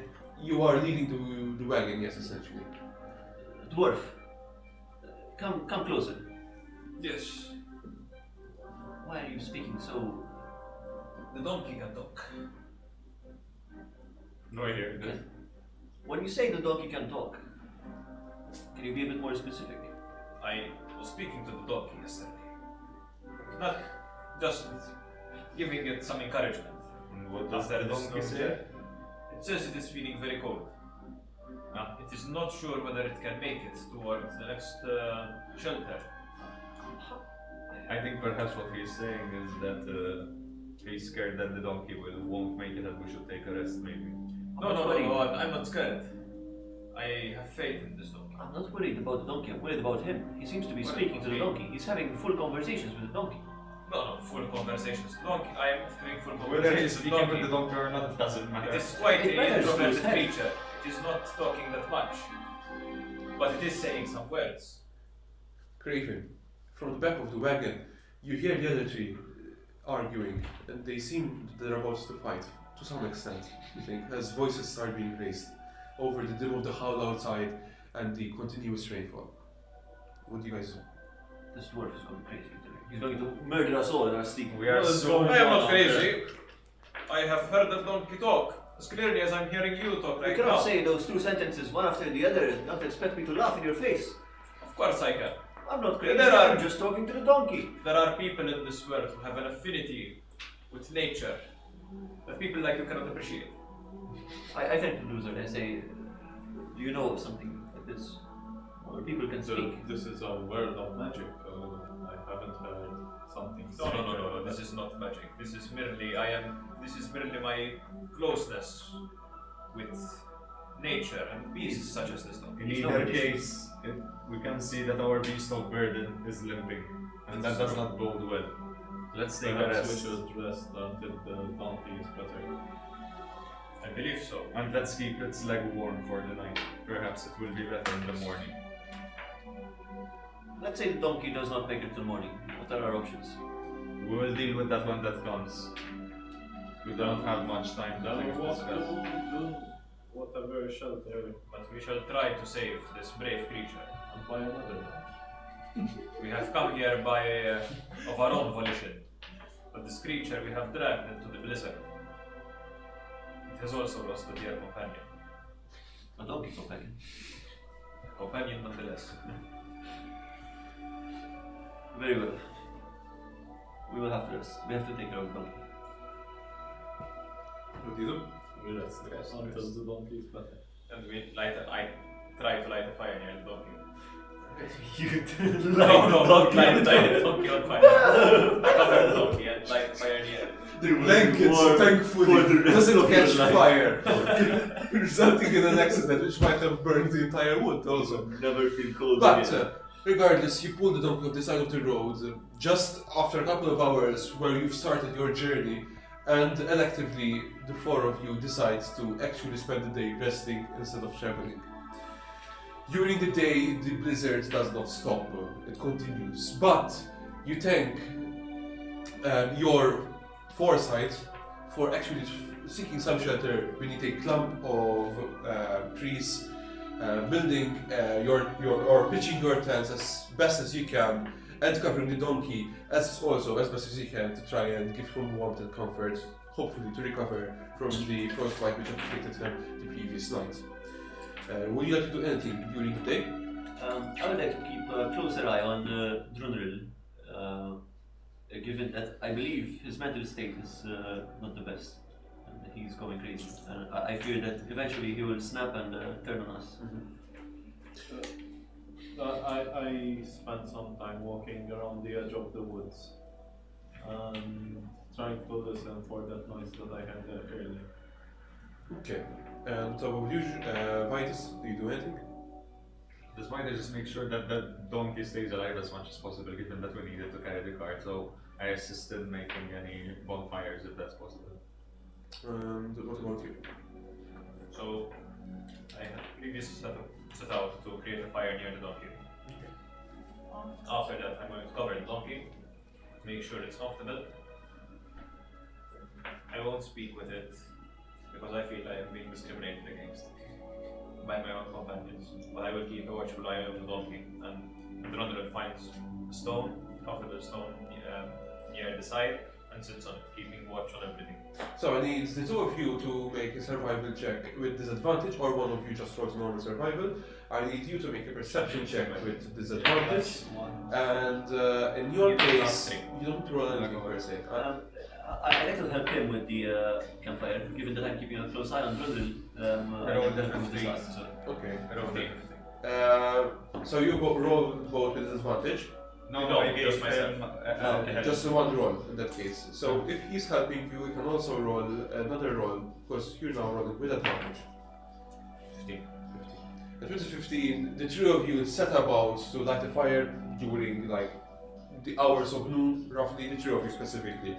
And after you successfully manage to light the fire, you lay down, move the donkey as best as you can to the heat, and brace yourselves for the blizzard, which you hope will die down soon. For the time being, you set out in the snowstorm, bearing your dark cloak, fastening as close as possible to you to ward off the cold as best as you can, and you trudge through the snow, moving away from the camp, though not that far that you get yourself lost. You realize that the snow has continued to pile up, the wind blowing in each direction. Eventually, you find yourself alone in the middle of the forest. I don't like this music. You look about, trying to hear or familiarize yourselves with the noise you had heard the day before. Nothing, except for the continuous blowing of the snowstorm. Did you do anything? I just wander about a bit. I'm just like You continue moving. I don't go further. I'm just around the tree line. As you do, you see at one point a tree, quite big of size and quite tall, being buffeted down by the increased wind. It hits the snow, sending white powder flying into the air and immediately being blown off by the blizzard winds. And behind the felled tree, you see a cloaked, short figure staring at you. Its cloak covering its face, covering any sort of features whatsoever. The same figure which you had seen some days ago. Following you? I call out. Hello there. Your voice gets lost immediately by the blowing wind, and you feel that if it heard you, it has ignored you. I walk towards it. You fly through the snow, approaching the felled tree trunk. For a second there, you've lost visibility of it completely. It's no longer there. As you get closer, you realize that the figure is not there at all. I walk a bit closer to see if there are any footprints. You arrive or jump over the tree trunk which has just fallen to see if it's left any prints. Make an investigation check.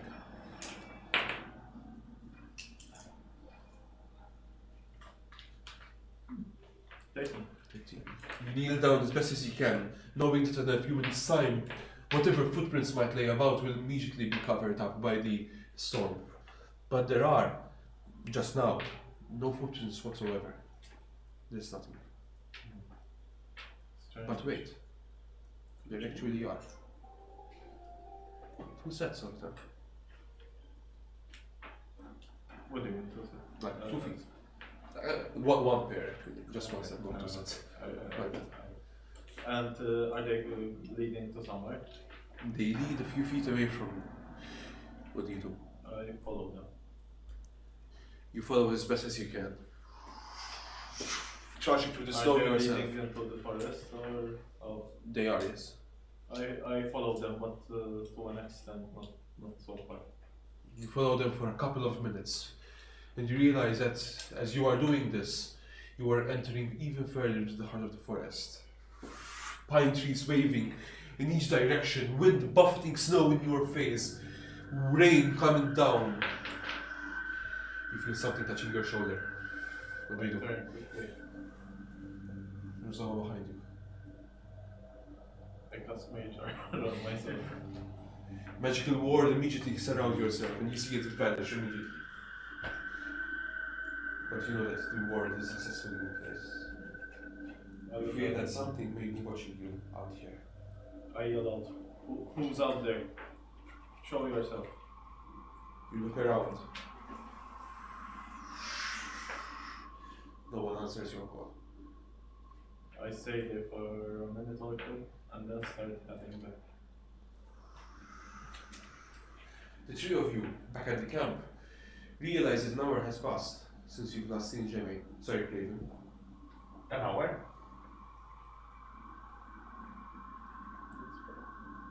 I believe we should head out and look for him.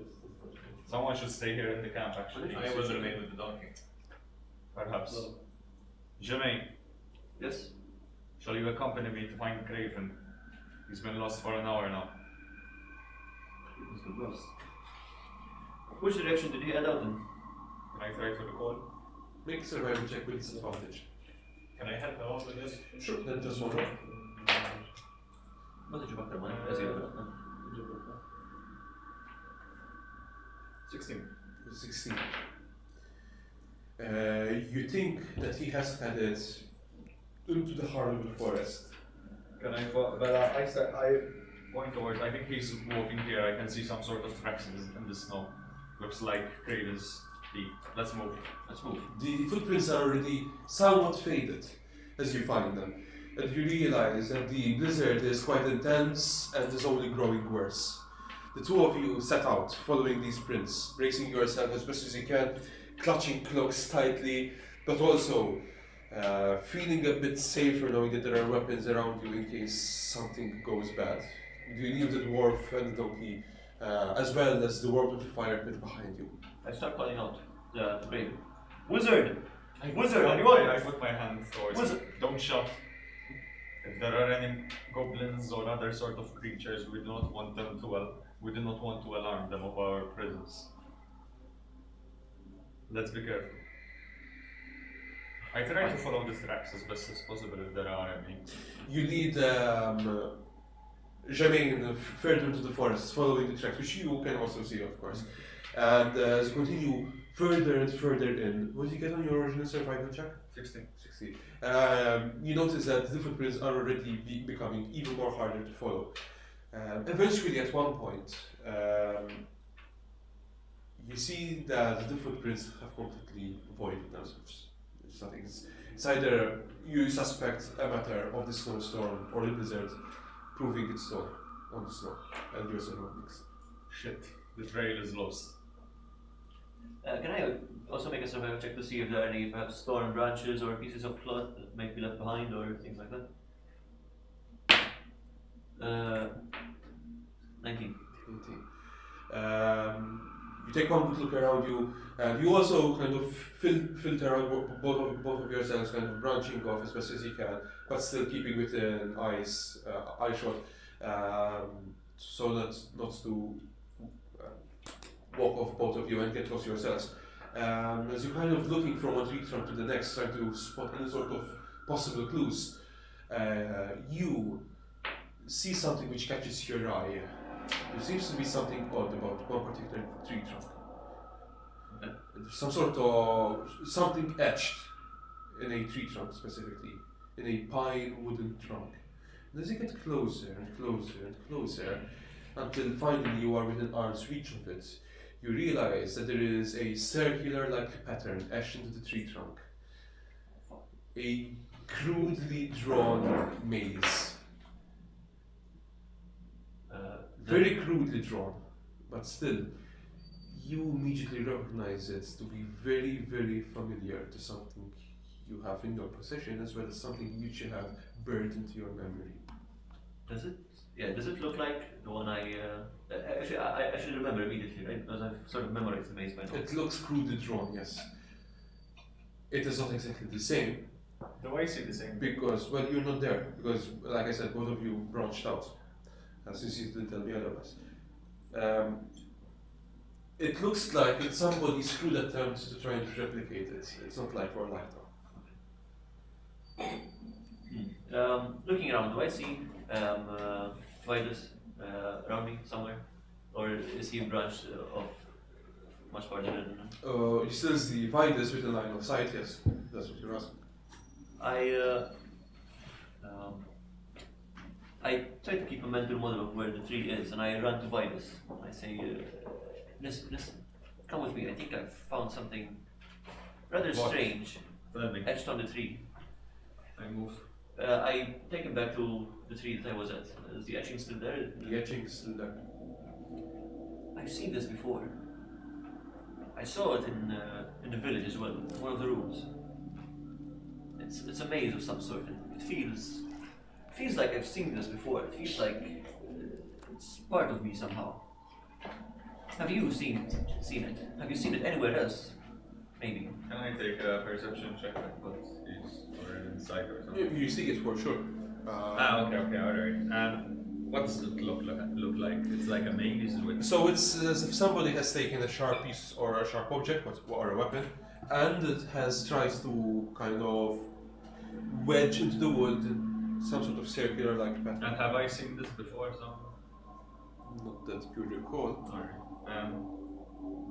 It looks like some sort of marking, perhaps maybe by a tribe of goblins over here. Perhaps this signifies that this is their territory. Do goblins know how to draw something so complex? Perhaps goblins are cunning creatures. Maybe it's something even more sinister, but let's hope for the best here. I think we should keep an eye out for such symbols. I've been Yes. this has been worrying me for quite some time, and seeing it here is putting me on edge even more than I was before. What do you mean seeing it here? I've seen it before. As I said, I've seen it in the village, and even seeing it back Where? where we came from, Termale, Where have you seen this marking? inside a room, etched on one of the desks. That's where I got my own maze. I take out the book and I show him the etched maze. The pages flutter in the wind until you successfully manage to pin the pages down as best as you can. It shows you Can I look at it? the marking.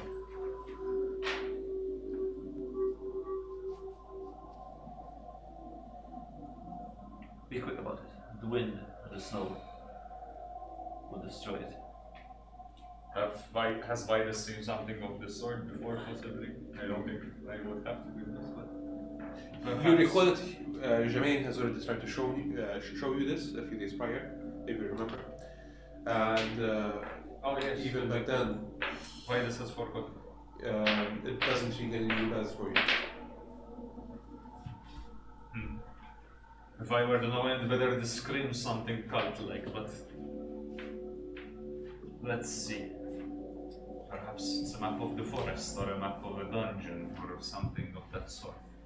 These things exist around Faerun, unfortunately. Perhaps we should get back to tracking Craven.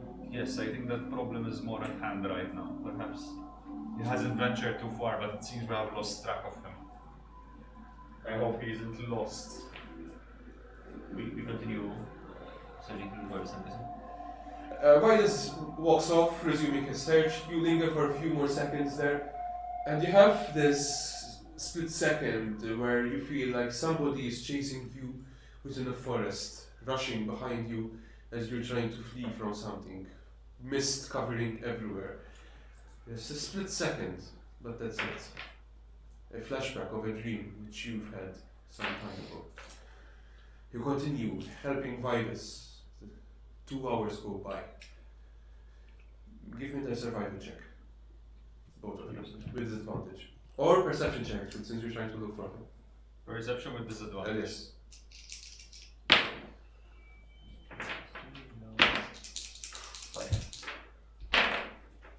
Five. You spend the We next see eye hour. to eye. You spend the next hour unsuccessfully unable to locate Craven. And you feel yourselves that you have walked some distance now into the lonely wood itself. What do you do?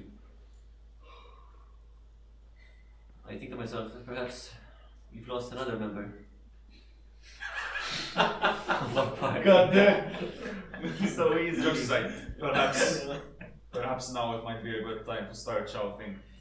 I just hope we don't attract any more attention. Very good. And I turn to shout, Craven! I'll do the same. Both of you make performance checks with disadvantage. So despite how long has it been? 2 hours? Just an hour.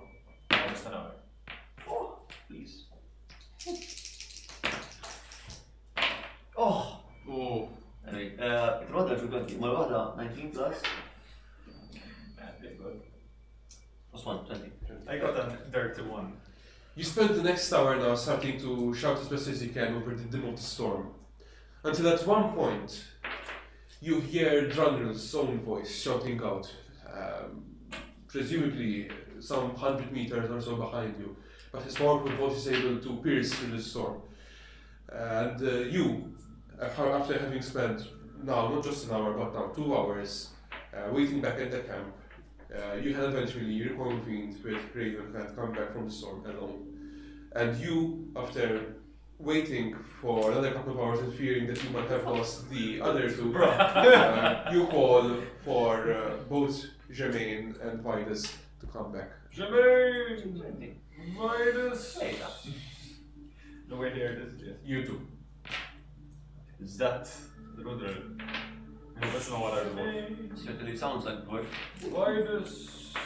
I came back and Yeah, I moved towards the voice. offers. You think that your voices might have alerted the dwarf to shout out back to you, you think. That would explain your natural 20. Ah. Drungle keeps on shouting. Until eventually you see the two of them approaching you, cloaked, covered with snow sticking to their cloaks, trudging through now a foot of snow. Drungle jogs up to them. Ah, you're fine. I was worried for a second there. Yes, we haven't found Craven yet. Craven is here. He's been here for quite a few minutes now. Where have you guys been? Where the fuck have you been? I walk up to Dave and I push him onto the snow. Oh. What the fuck do you think you're doing? Venturing out into the snow alone in this weather? It was only a few meters up. It was an hour, almost 2 hours. We just lost one of our party members to fucking goblins. Yeah, well, they wouldn't. I was scouting, so they won't catch us. Perhaps by advising surprise. us might have provided a bit more information as to your Well, whereabouts. you were Let's- busy with the donkey, so. Regardless, we are all here now, and that is what is important. We cannot Let us gather around the fire. split up, especially not in this weather, especially not in this forest. And goblin territory, might we add. We'll end up either getting picked off one by one or freezing to death in this weather. There's no saying what could happen when we're alone, and there's no one to help us, especially if we're lost. It's up to us to depend on each other, and if we we can't depend on you, then you're basically not part of the team. Well, we are all fine, so. Perhaps this day. We are all companions here. Let us now settle around the fire. This ordeal is behind us. We can all get lucky once, but let's not depend on our luck. Let us stick together in the future. I agree. We're not halflings after all. I'm sure you were safer. That's so ironic. Feeling hoarse after shouting out into the storm. So feeling your tonsils a bit hoarse after screaming for an hour over the dim of the storm. Also feeling that you've driven a point into the rest of the party, and also a bit spooked at the sculpture, but the circle which you discovered out into the middle of the forest. You gain inspiration.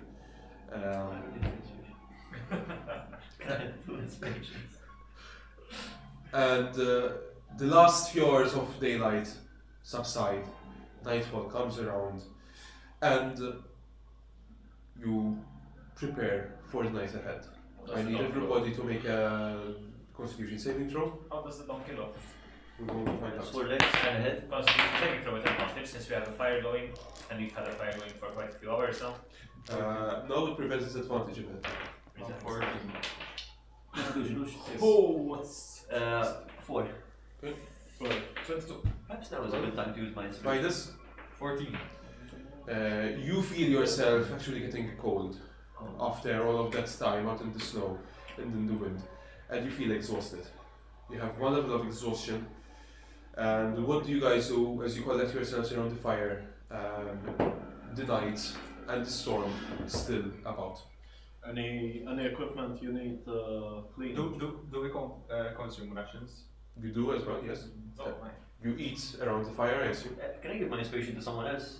You can, yes. Or is it only when it's used? No, you only when it's used, exactly. Okay. Wait, you had inspiration and you gained another.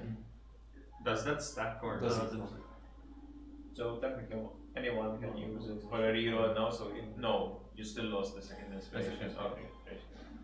I have inspiration as well. You eat away at your rations. The donkey eats away at its feed. How many days worth of ration did you buy for the donkey? 2 weeks. 2 weeks for 2 donkeys, and the first donkey only ate for the first 4 days. So, any extras for the first donkey? So he should have. It's actually 5 days because you encountered a blizzard. 5 days. Okay, so that would. And So he this eat is- 5 more. This is its 6th day now. So he should have 4 rations left now for 4 days. 4 rations left for the donkey. Okay, each one of you deduct 1 ration. The night comes by, you take up watch. You We're should make. day 9, right? I believe. I am not sure. Before that, ninth day. I We spent like servant as a bunch of days stuck with the blizzard. clean up some of our 6 days. equipment. Just before each of you heads into your own camp during the campfire, Oh, the first day. you summon Yeah, the so like invisible day servant, and all of you collectively at one point see random bits of yeah, weapons counting from the float beginning, through got the it. air as if picked up by the wind, and they float there in front of you, a sword hovering. So And what? suddenly you see as if these bits of dried blood on it start being flecked away, thrown into the snow, then turned around. The sword floats over in your direction, and you see a pot which you've just been using to cook your own rations, also rising magically into the air in front of you. Bits of cooked stew flying into the snow, washing itself from the snow. And in the background, Craven looking at it, hood drawn over against the wind, just looking at the pot doing its work, as the unseen servant does your bidding. You take the first watch. And you feel the cold growing worse in you. You feel sick. However, you champion it through as best as you can, and 2 hours go by, and you very gleefully find shelter within your own camp. The next one would be you, right? You wake up, spend the next couple of hours, ever wary of what lies yonder beyond the now dark and gloomy forest line. I keep looking at the tree line, waiting for the hooded figure to show up again. After the first hour goes by, the figure does not emerge. And you wait for the second hour. Some part of you hoping that it emerges, another part of you dreading that it actually makes an appearance. Because whatever this thing is, it's been following you around for some time. And at this point, you're unsure yourself whether this is a fiction of your own imagination or if it's something real. You're not sure which is worse. And after 2 hours go by, it doesn't show itself. You wake up running. You taking the third watch. The donkey looks fine, what you can gather, but is fast asleep and you don't trouble it. Even though you feel yourself a bit chatty in this late hour. Still, you respect its desire to sleep. And finally, you wake Vidas up, who takes the fourth watch. The blizzard is continuing and unrelenting, and dawn comes around quickly. I need everybody to make another Constitution saving throw. 16. 15. 9. 18. Sorry, come again? 16? 18. 13. 9. And you, Craven, wake up to some frostbite. You take 12 points of cold damage. Some. The plus on the side. You guys did roll with advantage, right? No. No, sorry. So go ahead and roll. Wait, I'll pick my rolls. Yeah. I got 22. 18. That's better. Little random. And yeah, the fire is doing wonders on you guys. You wake up the next morning. The donkey is still alive, fully rested, and you pack your belongings back together, eager to make some proper progress this day, and you head out. You continue on your travels north. The morning goes by, quite uneventful, but the blizzard continuously berates you. Towards nightfall, as the night draws near, the blizzard subsides. However, you've still not made any. You've made progress, but given that you spent the last day just resting, you still feel a bit behind. Nighttime comes by. What do you do? Am I still exhausted or even alive? You are still exhausted. Yes. Because I've rested after a full rest, right? That's right. Yeah, that's Do right. we see anything at the horizon here? Since we're. Make a perception check with disadvantage.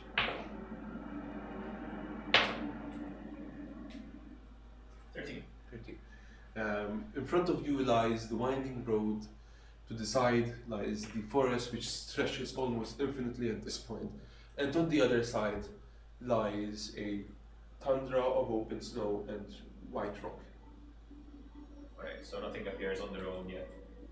Nothing by the looks of it. How you spend the night? Shall we set up camp ahead? Start the fire. Yes, usual. Survival checks, please. Shall one Can of I- us can I- take a survival check? Let him handle the survival. With advantage, huh? 17, That's good enough. You light the fire, you set up camp, you consume one more ration each, one less feed for the donkey, please, Vitus, and you resume watch. Jermaine, you take So front, the donkey has 3 days more. Left? followed by Craven. Days feed. But we Yeah, have donkeys. 2 weeks, They have yeah. 2 weeks free. Apparently we spent the first 5 days where we got 2 weeks of feed. So that means they each ate 5 and 5. So No, that's no, that. 2 weeks for 2. That's it. No, Two I weeks don't each think donkey, that's- because- No, I think it No, was just 1 2 week for both donkeys, isn't it? So let's say 14 rashes for the donkeys. They each ate 2 for the first 5 days. That left 4. So basically a week Now he ate 1. per donkey. No, he actually ate 2, so 2 days feed, sorry. Yes, 2 days feed. Let's stop talking because the country is decreasing. FM, I have 3 out of 2. I have 3 days feed. 3 or 2 days speed. Jungle, you take the third watch, You take as well as you, Vitus, take the fourth watch. Nothing happens, nothing eventful happens this How much rations do you have? You wake up on the next 2 day at a time. and you continue progress now heading north. And at this point we'll take a short break. So, ice worms. The next day you pack up your belongings, set out with the same marching order as before. The donkey trundles the cart forward, Jermaine taking the reins once more, leading them north. And now knowing with some part of your own hearts that you are coming around and approaching Dualdon's shelter itself. Thankfully, after all of these days out in the wilderness. After the first couple of hours, the blizzard itself starts relenting as well. And towards noon, it has subsided completely, replaced now with a light mist-like fog which covers the surrounding environment. It's not that thick which you can't make out, like the features of the forest or parts of the road itself as you walk forward. However, it is still quite thick enough to give this layer of etherealness to the lonely wood itself. After a few hours, specifically towards early afternoon, you realize that you are now coming north of the lonely wood itself. The road itself also taking a bit of a turn, as you seem to be changing trajectory altogether, heading now more towards the northwestern part, circumventing perhaps now the top parts of the lonely wood itself. You realize also at one point that the road is becoming more tumbly, less unkept, and also, as before, still covered with blankets of white snow. And you guys, would you like to do anything? I guess we'll move on forward, assuming that there's nothing of interest. Do we see some village, as supposed or as indicated on the map? There seems to be some sort of shelter. So far, no, but Vitus, you are keeping a keen eye, constantly always on the lookout. The mist obviously does not help, but still, all of you collectively know that hopefully you will run some sort of settlement soon. I will start walking alongside the donkey again. No, I You guess. catch up towards the cart, walking side by side by the donkey. You seem to be in better spirits today, my friend. Better? You have rested well. I am pleased to see that you are in good shape. We take care of our companions, and I pat the donkey. You hear a shriek in the distance. I'm sorry. And you hear it as well. A shriek? What kind of? You don't hear anything. Which direction? Oh, Further up to the road. You don't see exactly because of the mist, but you hear something high pitched. Embroidery line sheets his great axe. Yeah, I stopped the carriage. I think there's. Did you hear that? Or was it just us? I did. what? What have we heard? Shriek ahead of us. Shriek? Prepare yourselves. You might be in for some trouble. I'm not hearing anything. Well, the shriek is not being. We're not hearing the shriek anymore. We heard it for a brief moment. Should we approach on foot or should we approach with the carriage? We perhaps on foot. Perhaps we should not leave the carriage behind us. Who knows what Let us drive a little bit closer. Yes. I'll stay with the donkey. You go on ahead. See if you can find out where this sound came from. No. Let's We get have already closer. been through one ambush. What We will about stick together. not splitting up? Let's get closer. We'll go With the together. The donkey is this donkey in particular is a magnificent beast. It can withstand battle. I'm not worried about battle on the donkey. I'm worried of someone stealing our goddamn cart. That's why we will be taking everything with us. Let's continue. I start Listen, riding the donkey as I have a lot The of cart business. starts moving. I am a dwarf of The cart, what? moving. I start Jermaine is intent on Yeah. ignoring you, Go, and go. the two of them who are on the cart move ahead of you, leaving the two of you slightly falling behind. my friend. I cast my jar now myself. You hold this I am book closer to you, dwarf. finding the Trust in page my at intuitions. this point and reciting the spell word by word. I follow them. At this point. And as you get closer now, it's not just the two of you who hear it, but also the two of you who are hearing now not just high-pitched shrieks, but also blades clanging. But more shrieks, goblin shrieks specifically. Oh no. Okay, I take off my sword and shield. At one point you hear also what seems to be like an explosion. Are these goblin shrieks of pain or goblin shrieks of victory? Or... Make an insight check. Can I also assist? Investigation actually. Can I also Yes. roll? Dandred rushes forward. Rushes like sprints ahead. Investigation. Jogs. Slow Jogs. jog. And That's it's the still last at step. pace with the Just to be on the, at the head of the party. Investigation, you said? Yes. 14. 16. 9. The three of you can't tell really, but as you get closer and closer, you slowly start making out what seems to be less trees, because you're now outclipsing the lonely wood, and also a more plainer and open tundra. The road suddenly ends now. Now in front of you, the only solid structure which you see ahead of you seems to be some sort of man-made hut. No. As you look closer, it looks to be an igloo of sorts, situated just more or less 60, 70, 80 feet off the periphery of the lonely wood itself. There is a wooden fence which closes off the front side of the igloo, like some sort of parapet of sorts. 2 small trees, and also surrounding the igloo, sparsed out, are an accumulation of white powdered rocks as well as more small trees. Standing in front of the parapet, however, is a lady dressed in a purplish-like cloak and a bluish hood, with a staff in hand. And approaching the lady are about a dozen or so goblins, spears, shields in hand, bows trained on her, emerging from the forest, charging her. You see the lady at one point raising her staff out, and she manages to materialize some sort of ice bolt, which suddenly materializes above herself and flies like a missile into one of the approaching goblins, slamming into the goblin rather. What do you guys do? I rush in to help this. So do I. Shield, sword. I hesitate for a moment given the number of goblins, but seeing my friends also rushing into the fight, I rush after them. I cast a spell as well. Roll for initiative.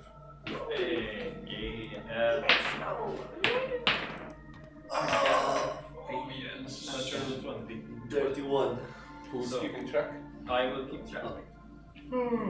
So, Drunken 12, Graven 20, 20. and that would be a 22. Okay, so Graven first. Can you make space, please? Switch off the Yeah, shield for a bit. Because the map will get wet. I'm not surprised. So Ben, how much? You'll explain in this. Jermaine, Yes. 1. That's it, just 1. And you? 15. Violet, 15. Oh shit, did you copyright strike? Can I take a snack? Snack. Hey, listen, you have nachos over here. No, snack. Snack. Snack. Snack. Oh my. Can I also partake in snacks? Ana madonna. Oh my. Għandu model ta' igloo mur l-lem. Oh yeah. If dak printed imma. So do we get a surprise round? You No, or don't. not? Okay, so top of the initiative is Graven. They've seen us coming a mile away. I'll cast Ray of Sickness on him.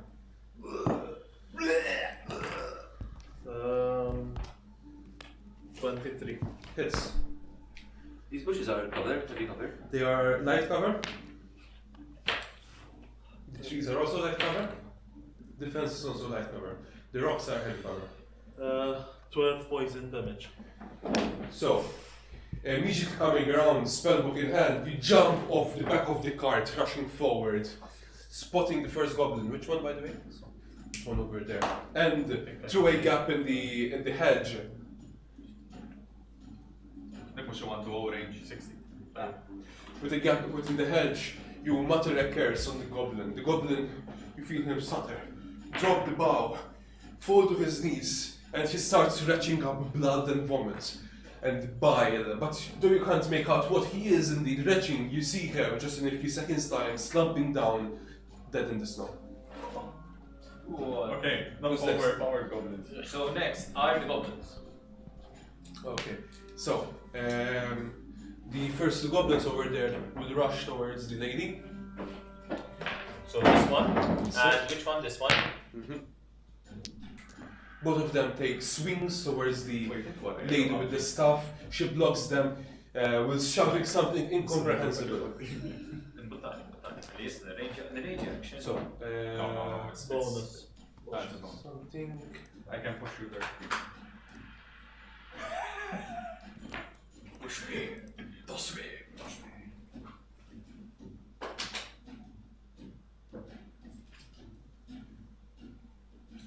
ونصوت الآلة بالبركة الفيلد Toss me. لا don't worry. السنة اللي كده نرجع. عند الريجيا انت وقت التنتير ينا نشرب الليل يصل الريجيا ينزل يعمل الجبر تبع The trouble at the far end of the forest will dash all the way here. Okay, maybe I don't need to push you. لا They push move me so 30. I help So 12 squares. Ma questa non si attacca, So, ma questa non attacca. Does it have It's more an movement or action. 60? That's That's okay. okay. بالنسبة لهم The archer over there will move Fuck, where the behind shot the right. Yep. Dash. No, it doesn't dash. It's just behind the crate over there. Okay, now like 10, 15, 20. And he will take a shot at It's you. accepted. You have light cover because of the tree over there. What's your AC? 15. The arrow shot flies by.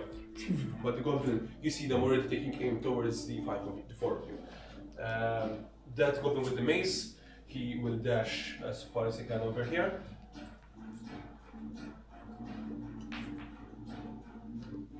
Goblin at the very back will also do the same. And there's another goblin at the very back, over there, yeah. Actually, that's one, sorry. He will dash all the way towards the fence, and he cannot climb over it because he dashed. That is an action to dash over it. So there is another archer over there who will move forward behind that rock. Just to shoot like 25, 30. Let's do 34 now. Yeah, just over there. He will take a shot towards, let's say, the lady. No, he'll actually use his action and spend it as a reaction so that he will fire whatever I won't tell you. That guy over there, all the way towards the fence, 1, 2, 3, 4, 5, 6, and take an action to jump over it over there. He's inside. Okay. Next to the pasta. Who's next? So next is Virus.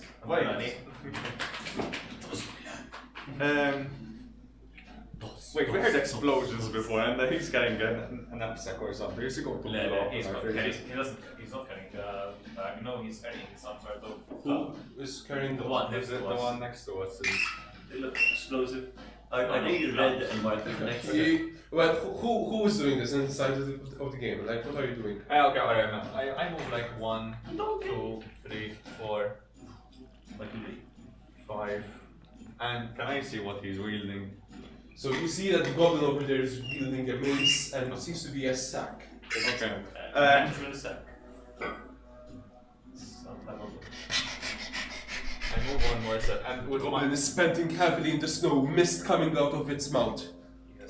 Actually, I moved, I still keep that. And with my action. As you emerge from the tree line, that goblin up there will take a reaction to try and take a shot at you. You have heavy cover there. Okay. Talk. Which goblin is trying to shoot me? What's your AC? 19. So it becomes 24. 24. I did not get 24. Okay. Yeah. I as my action, I psychically grab a hold of Drundrill as I shout to him, "Go, Drundrill!" and lift him up and telekinetically move him 30 feet. What? You move him 30 feet? Yes. Okay. Willingly. What the fuck does that do? Elden Ring.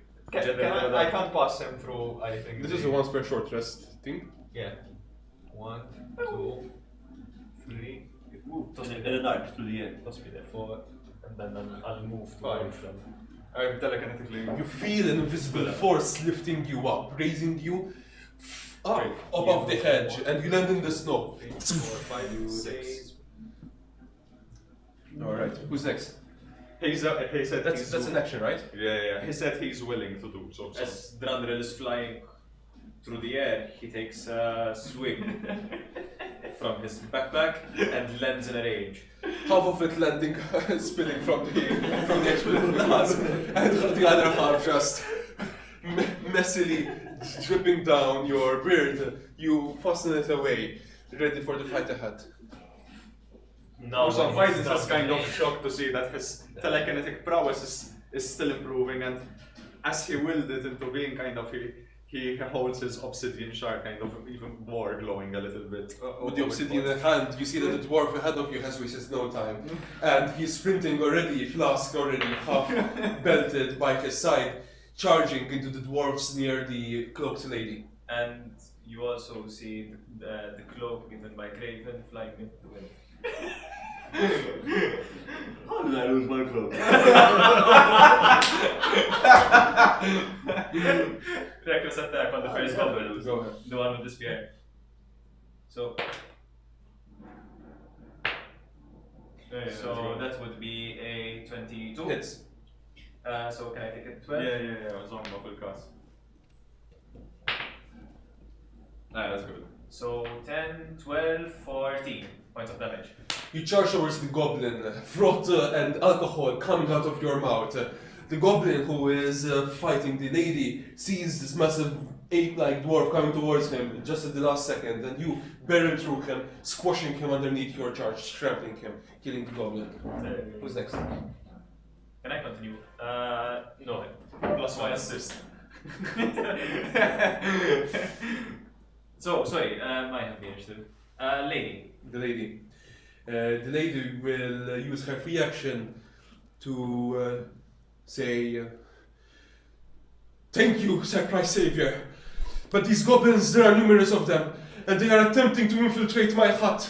We must not let them at all. Costs, if possible." And she will use her action to do Moonbeam on the goblin adjacent to her. Moonlight! Moonlight. She's a loyal assistant. Moonlight greatsword.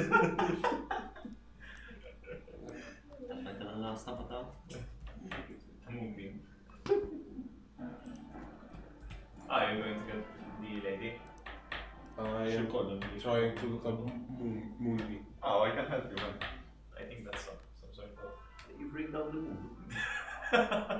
Suddenly. Moonbeam. A silvery beam of pale light shines down in a 5-foot radius, 40-foot high cylinder centered on a point with a range. I want an image of Moonbeam. Description. So she will do it. How many is 5 foot radius? A 5-foot radius, 40-foot high cylinder centered on a point, which is So it's one. basically 2 by 2 maybe. No, 5-foot radius. Radius. تفخها في النص. Yeah, because it's a radius. Though she will put it over here, where she will get maximum goblin coverage. Short and lane. 5 foot and the one is that? They're balloon. All 4 of them now. And basically, when they 4, right? 3. That's better. Okay. So it was a good. when they start their turn or when they move, Call saving it throw. gets Okay. encalled. Alright. So you hear her words being enchanted next to you, and you see what seems to be like not a ray of light coming from the sun, but a more bluish sort of lightish, like a laser of sorts per se, which falls exactly above that point over there. So Iron beam. we need a die. Like, can anybody like place a marker there? Yeah. You can put where? Alright. She, on the other hand, will not do anything else. A 5-foot radius hits all of these, no? That's right. That's 5 long. Who's next? So after the lady, it is Jermaine. These are difficult terrain, right? That's right. Okay. So 1, 2, 3. I pop out of the bushes. Surprise! And I attack the goblin.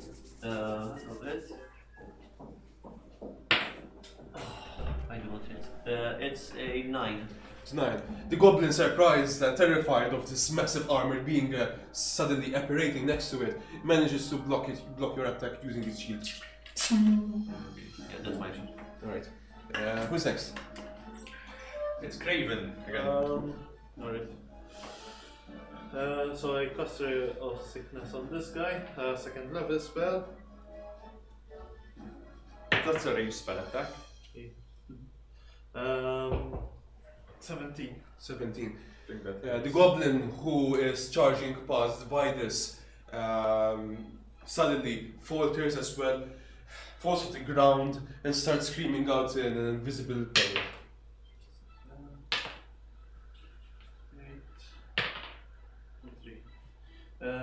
18. The goblin crumples up as if there is a stomachache which is afflicting it. And in a few seconds' time, it stops moving altogether. You cast it at second level, yeah. Who's next? Wait, Senna. Yes. Poison, Constitution, save package. Who's next? Next is Goblins. Goblins. Thank you. So, at the start of their turn, right? Should be a Constitution saving throw against the DC. No.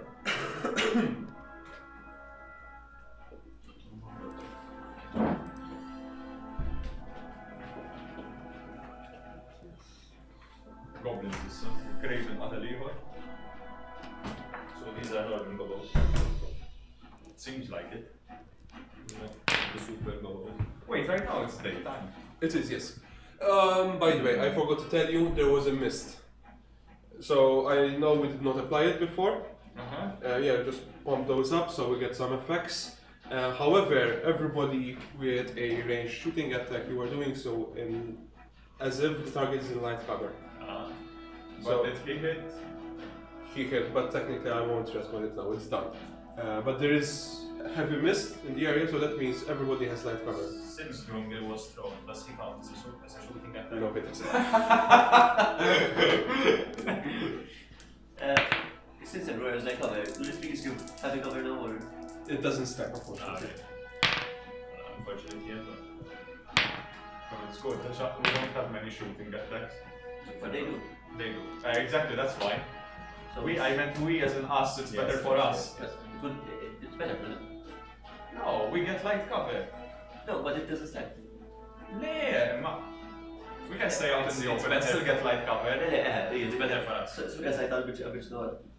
So these two goblins, as they move out, that bluish laser, you see them catch fire in a bluish flame, and they scream as they do, trying to run, wipe off this magical fire which has afflicted them off themselves. Unsuccessful, however, as they crawl just a few feet and they immediately die.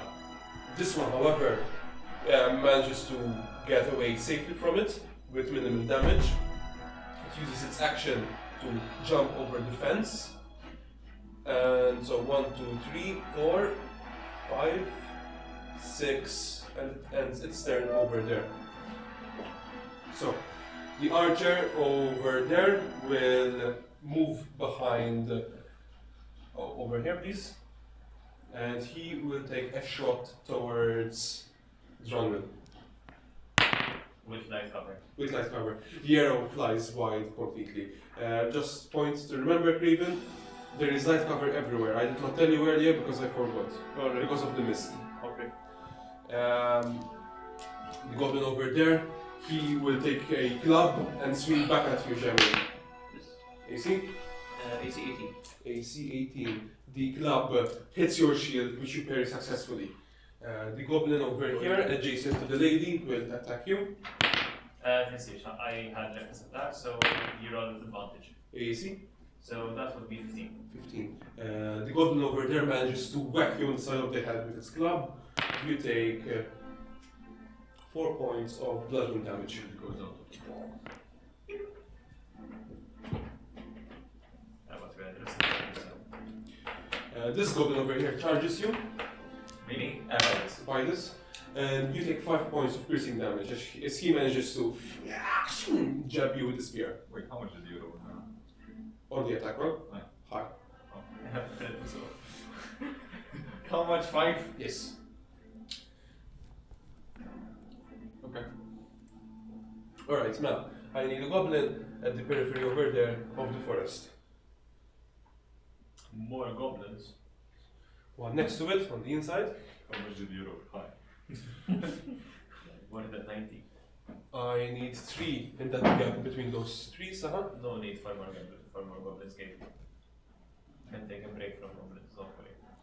And I need 3 more goblins on the other side over there. Here? Or Yes. here or further up? Just like that will be enough. That is the goblin's turn. So why this? Why this? Fight. Given that he has a goblin staring right at him, he tries to whack him with the sword by this and slices the goblin open by rolling a what is that? 11, I think. And 11. You see the bone-headed goblin charging towards you. You take the spear, you grunt in pain, and you try to whack the goblin back. However, it manages to ward off with its shield. Okay. And fire this circles the goblin. Where are you going? Come back! He came back. And? That's it. That's my Who's turn. next? Rudril, reckless attack on the goblin.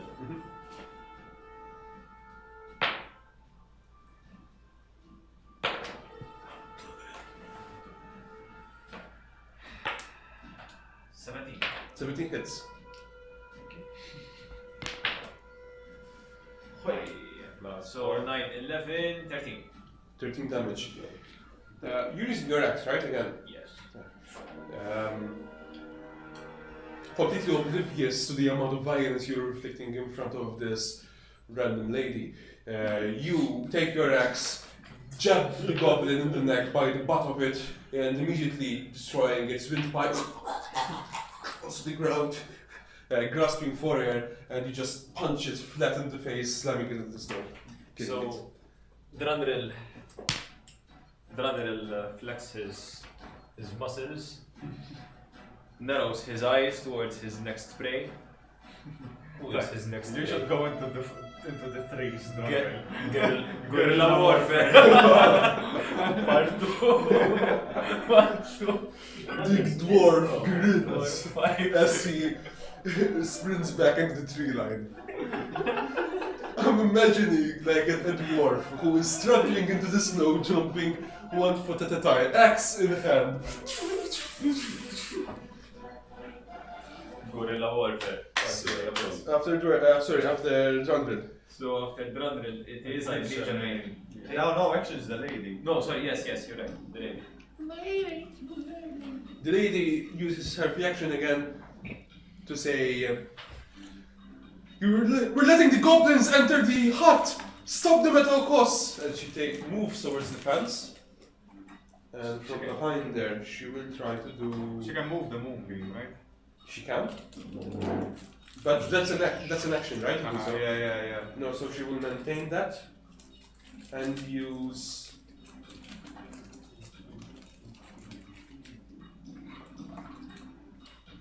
Why don't you move the moonbeam in front of the hut, Mela? Mela. In the open hut. That's actually a good idea. I shout, Mela! She glances towards you. Move the moonbeam in Bosses. front of the hut! I see, and the laser shifts exactly in the entrance. Kek għandek protective barrier, jew bil-forsi li għaddu minnu. That's right. Who's next? Ġamin. I attack the goblin. 19. 19 hits. Okay. 8. 7. 7 points of damage. So you hit the goblin. Your sword goes through its shield, destroying it. And the goblin, about to retaliate, you manage to cut its head off. So these are normal goblins, Mela. Finally. I think they get more powerful at night, man, or something. Seeing children about to ravage the rest of the forest, I have the hut. 1, I mean, that's what I'm thinking so far, Four. like how they were more powerful at the night. 5, 6. Night goblins. Alright. They were shockers. Who's next? From the top, great. Is this guy damaged? No. No? More sickness. Don't make him retch on me, please. Thank you. I'd like a ray of sickness on the That's it. actually. This is a high call Heavy metal starts. Yeah. Heavy metal starts. Disturb. And that's short now the cover. Light cover. Light cover. Cost. Well, I'm assuming I don't want. Yeah. 11. But if there is Jermaine in the middle, it will be heavy cover. So 11. 11 does not hit. Greater than 3. Careful not to cast the curse on Jermaine in front of you. Wait. Can I give him inspiration to? I think you can do so in hindsight, yes. As in, is that legal? Like I give him inspiration to use it to roll with advantage? 14. 14 is still not enough. You hear Vitus yelling out, Hit him! Jermaine, get out of the way! But you, not sure of your surroundings, halt for a second, and then it clicks to you that you're blocking the visibility between the goblin and Craven behind you. Who's next? I take. Do I not take? No, you don't take any damage. It's just that Craven hesitated there for a second that did not manage to. I'm trying to support my allies, okay? By So please reduce your inspiration. Yeah, I did that. And who's next? You are not inspired anymore. Gobbles. The gobos. Alright, gobos.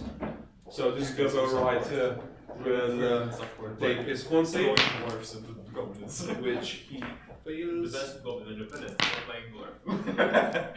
Or a And this forest gobbo dwarf. here screams as he is incinerated by the moonbeam. Those three of them will dash, taking a trajectory behind that rock and moving from behind of the Are they running towards the igloo or away from the dwarf? behind the The igloo. doors is igloo have. There is no more door. There are no more doors. We're going to dig There's a through. bucket. This guy will try and hit you. Dig through the back. Actually, no. He will take his bonus action to disengage. Oh my. 1, 2, 3, 4, 5. He will attack the lady. But he does not hit. The archer will try and hit the lady. Hits. Let's see whether she drops concentration. She maintains it. Wait, كم على damage? Can you tell us at least? Yeah, she takes 3 points of slashing. Don't know. I mean, the dog has 11 HP. I don't know. I'm assuming she has at least 10 HP. I hope so. Donkey has 11 temporary HP, and then his actual HP starts. Oh, okay. He's like a mini boss, probably. Like The dog. He has 3 faces. So the goblin over there, seeing the ape approaching, you see him shifting with the arrows, knocking one, letting it go So towards remember, you. it's not disadvantage like cover, but you have advantage on the attack. The arrow hits you, but is deflected by your massive pectorals. just that The goblin behind it will try and intercept you. And the goblin with the spear comes charging towards you. There's another goblin over there. Die, dwarfy!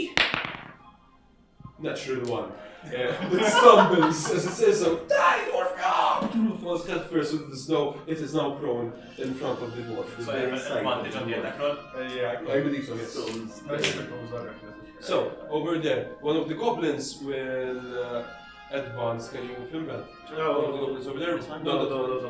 Over there. I'm not sure. خلي ما خلق مش ما تنفع A short, I'm pushing. Yes. Alright, sorry. Okay, He will charge over here. He will now flat out advance actually. I will move, Joel. Yes. The goblin over there will 1, 2, 3, 4, 5, 6, 7, 8, 9, 10 move over here. Charge. Yeah, that's what the 3 line is not a goblin. Okay. And the other goblin over there will 1, 2, 3, 4, 5, 6, 7, 8, 9, 10, 11. Charge over there. كل ما يكون الزون Those guys could have moved more though. So I'll actually move them over here. 12 ماشي. Sounds good? اي ايش كانوا Okay. ايش كانوا Any other goblins that I'm not seeing? I don't think so. ذاك الجوبلin اللي كان قدامي. So can you give them a pause? Okay. The smoke machines Hey, and more goblins arrive. more? More goblins. Sorry. Not the No, not the mule, not the mule. donkey. Not the mule. Leave So, the mule alone. one where those two goblins were, and the other two in between the forest. Those two trees. Oh, we're getting to level 4. Okay, yalla. If we're in 1000 XP this session, get little at least level 4. That's You about know, it. these Yeah, two you know, and Level 3 is let's You're say in they level flame 4, from here. They don't shoot this turn, but But they're weaker dwarves, so not as XP not they're not dwarfs. Aha! Who's next? Goblins are weaker than dwarves. Yes. Yeah, I mean, I didn't say. So after the gobos, it's Vitus' turn. Vitus tries to slay some gobbo dwarves. And Dwarves. he moves to cover the lady and strikes the one that just tried to impale her. Huzzah! He hits with a 21, I hope. One hits.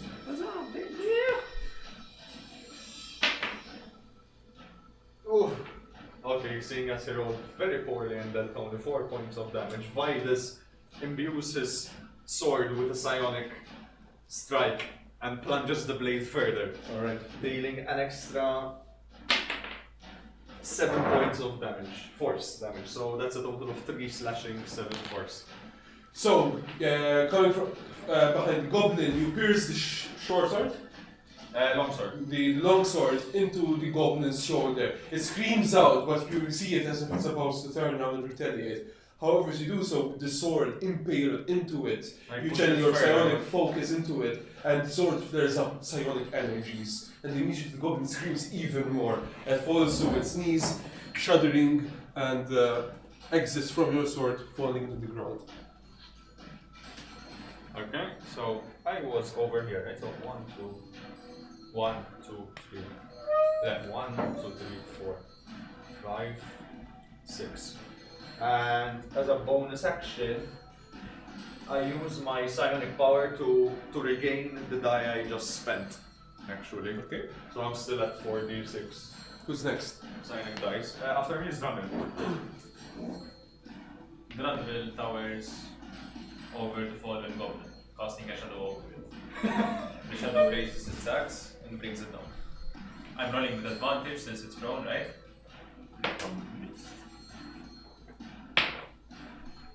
So that would be 17. 17 hits.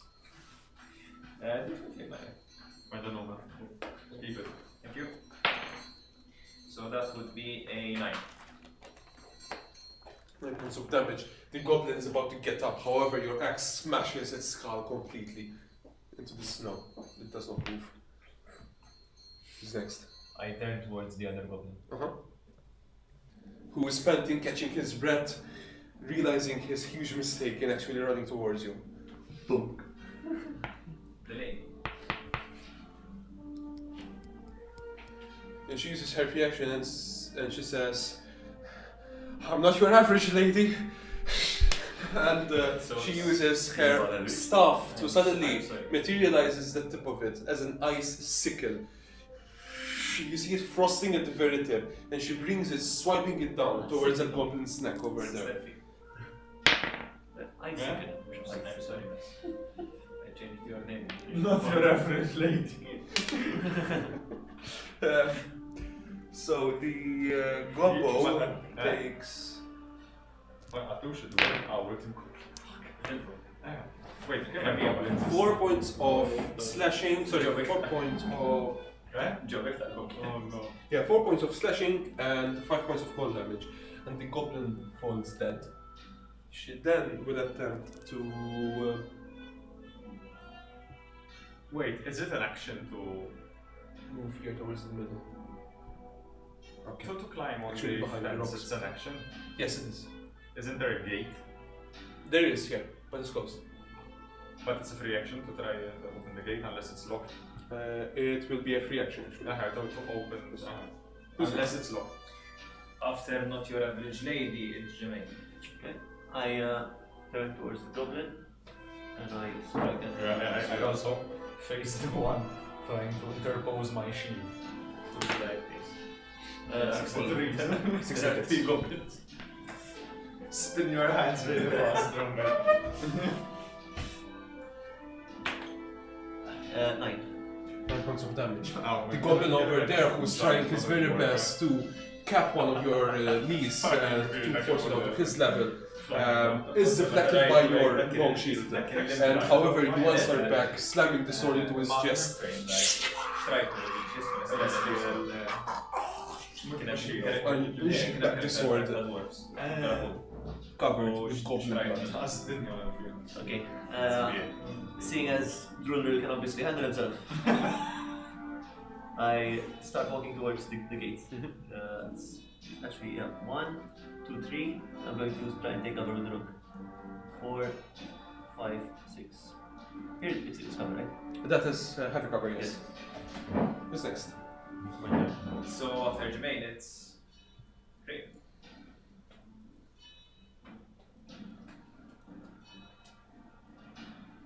And I cast Ray of Sickness on that guy. It's a cantrip, right, for you? No, it's a level. Many spells being cast here. Okay. It's a good the Mystic Raven actually recovering after not the battle before, but the one before that. 10 with Ray of Sickness does not manifest, does not go off. You might have misspotted the word, who knows, but the spell does not take effect on this particular goblin. And you see it approaching you with a frantic grin on its face, tapping its glove as it approaches you. Attacking the goblin. Who's It's the that? goblins. Goblins. This goblin right here will dash. Jeremy Goblin. This goblin right here will take a shot towards the lady. You can actually move a bit. Lady is hit. She does not lose concentration, but she takes 4 points of damage. He's hitting on the lady. By the way, first roll the damage. And tell me. She takes 4. But before you roll concentration, I may block the damage. Alright. If I want to. The Or need to. archer goblin over there will also take a shot at the lady. The lady is hit again. Would you like to block damage? Yeah, first you roll the damage. And as in you tell me.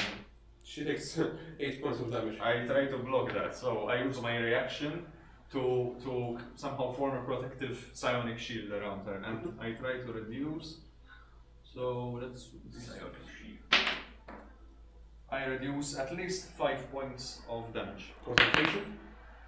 She loses concentration and the moon falls, but she takes 3 instead. Can I give my inspiration to her? Or is it just party members? Is she a parchment? Oh, you can give it to anybody, so yeah. Here we go. She still feels it though, sorry. Motherfucker. No, Lady. not your average lady. You're This is just an below. average lady. No, below average lady. She's actually what?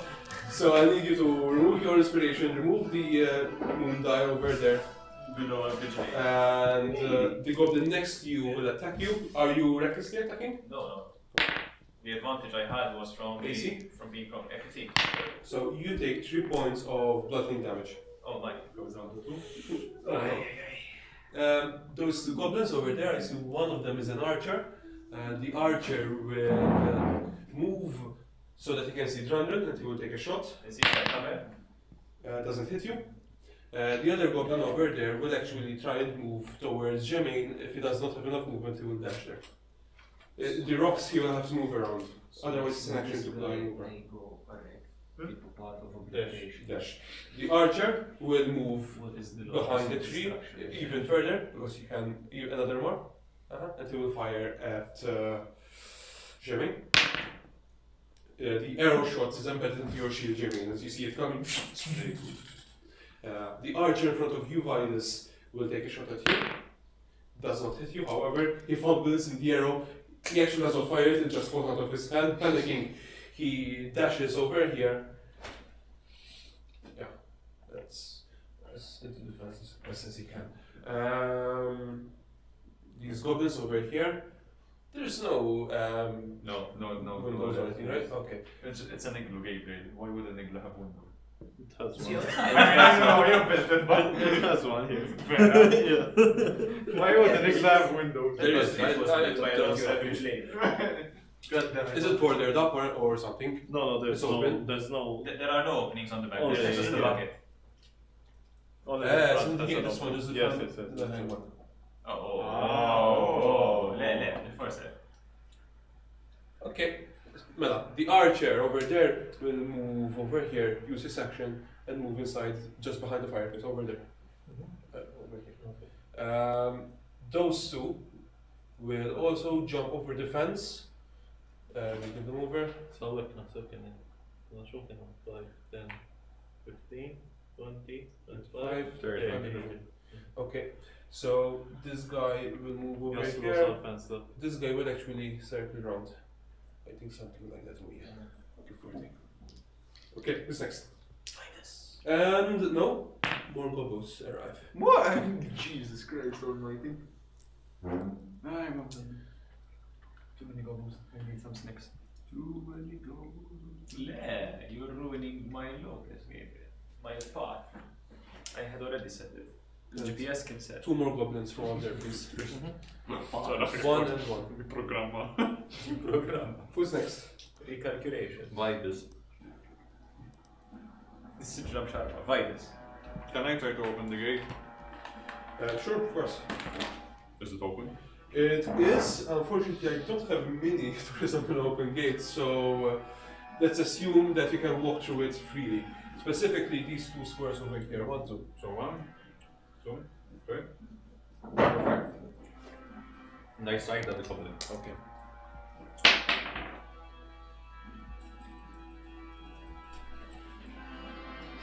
Natural 1.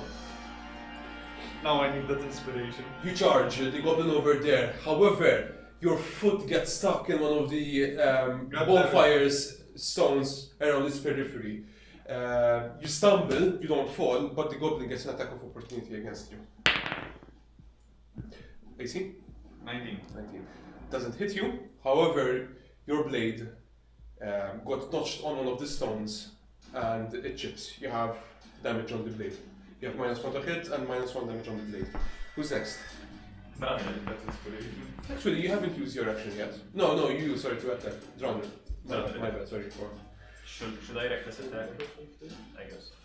The reckless attack. This attack disadvantage for more damage. Let's go. You know? No, So I roll with disadvantage. So that would be an 8. 8 points of damage. You lodge the axe into the goblin's chest cavity. Kill it. I turn towards the other side. And I point towards the spare bear who has just appeared on the scene. I point towards him with my axe in my other hand. And then I suddenly charge towards him. Who's next? Lady, not your average lady. Not your average lady. No, actually.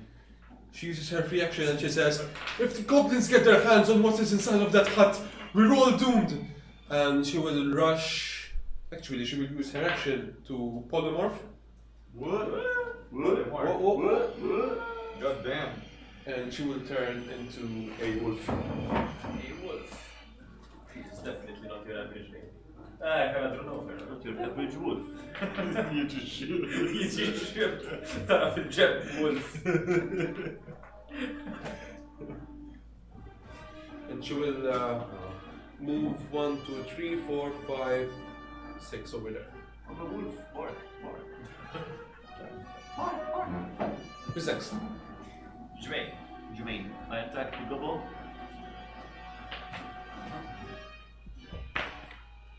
Uh, 22. This will hits. And I deal 9 damage. 9 damage. You kill the goblin. The blade destroying its dagger and piercing through its armor. The gate is open, right? The gate is indeed open. Okay.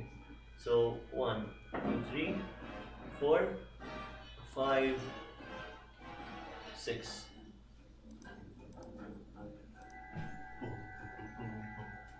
Who's next? Of the round crane. I attempt to cast chill touch on the goblin. Check your option. 10. To hit. You're rolling with disadvantage, right? Yeah. Okay. So you cast or attempt to cast Chill Touch. The spell, however, does not take hold.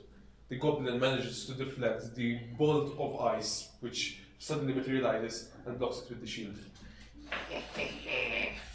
I'll teach you a lesson.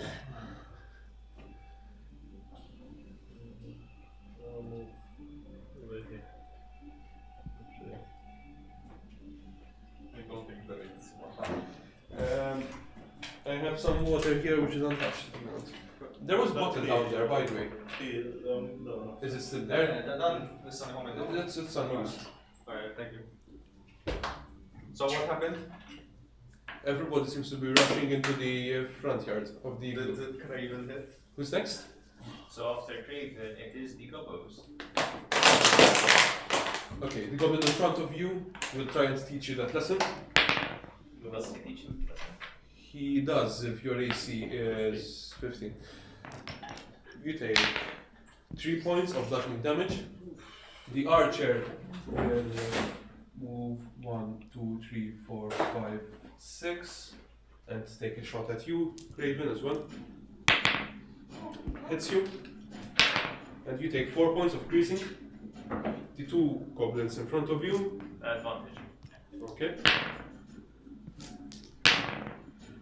Okay, so one of them is about to whack you once more on the side of the head. This time you see it coming, you block him. However, as you look him down, the other one manages to stab its spear into your belly, critting you. You take 9 points of piercing damage. That's half rounding up. That's half rounding Up. up. So 5. The archer over there will move 6. 1, 2, 3, 4, 5, 6. All the way here. Sorry for my fingers, and that's a shot. And the archer will take a shot at you, Craven. They have a cover. You have the light cover. Okay, fair enough. So your AC is 15 plus 5 because of the heavy. So this stone actually does something in this case and it deflects the arrow. The archer over there will take a shot towards Vidus. Doesn't hit you. This guy will take a bonus action to disengage and he will rush into the hut. This guy will use his action to actually he will 1, 2, 3 action. 4, 5, and moves inside 6. This guy will use his action, jump over, bonus action disengage, and moves into the hut.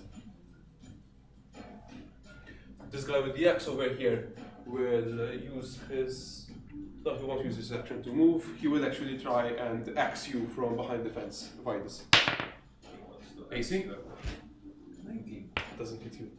That one over there will dash all the way behind the Baron. Up top. Yep. That guy over there will dash towards Runner. I think he can move in a straight line. 1, 2, 3, 5, 6, 7, 8, 9, 10. And the archer over there will also take a shot at you, Runner. Doesn't hit you. I think that would be everybody. So minus. Except for the fact that there are 3 new goblins emerging from the forest. Actually, I just realized, by the way, I just noticed something. That apparently there in page 7 of the PHB, it's actually any dice, or whether you end up with any fraction, it's always round down. Round down. Yes. Yeah, 1 less damage. Any, 2 less damage. Why? عشان كده عملنا كده 3. any fraction, even if it's like 3 3/4, it's round down. No. Who's next? After the goblins. I think it's Vidus. Vidus. No, I'm here. Totally Vidus. Vidus. Wait, which goblin struck me? It was the one next to the this one which struck me, or it was the one which entered? The goblin who is behind the fence. Do I get cover like that somehow? Is it? No, it's in melee. But is it like cover? Okay. By the way, did any goblins manage to enter? Yes. 2. 3 or 2. 3. Are inside? I walk inside, chase around the goblins, no disengage. Okay.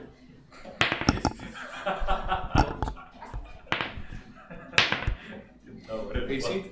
Cockroach and 2 goblins. You take 5 points of slashing because it hits you. And I need to bring the map. 2, 3, 4. And I enter, right? 5. And now I move 6 like this. Okay. And I strike the goblin. I get a 18 to hit. 18 hits. 18 hits. And I strike him with my dented blade, which deals 6 points of damage, I believe. Yes. 6 points of slashing damage. Is he dead? He's not dead, no. He's still alive. Then I push the blade even further, using Which means? a psionic. A psionic strike. So, which deals an additional He's dead. 3 points of force damage. No, he's dead. Yeah. You charge through the igloo. You hurl the sword with your psionic force as you charge towards the goblin, telekinetically sending it forward, and the blade impacts into the goblin. As a bonus action, I use second wind. and I regain 3 plus 3, so 6 points. And I'm going to use. So this is 1 to 5, and I'm going to use action surge to move forward here. So 1, 2, 3, and I strike this Okay. goblin over here. Okay. Action surge allows you to move and do an attack? It's a whole new. I don't think so. You can take an additional action on Just top this of your action. regular action. And if he has any. So you have You any don't gain more movement? movement. You don't No. It's just an action. No action. So if you have any movement left over, you can go there. You- Okay. Or you can use your action to move. No, Malai won't use. Sorry, I thought it was like. No. Okay. Who's My next? apologies. So after Midas, my turn. Which was the goblin which struck me? The guy who is over here. Reckless attack. So 16. Hits. Can I? Sorry, I think I thought it was this one. Okay. Keep it. It's rolling well for you. 15. It's rolling well for you. Keep this diamond. The one which struck me. I'm imagining that scene in Shrek where he's overrun by the guards and he starts butt cutting everybody. He turns and just stares at the next one. Alright. Clearly the dwarf is having the time of his life. Whatever is happening here is happening. Who's next?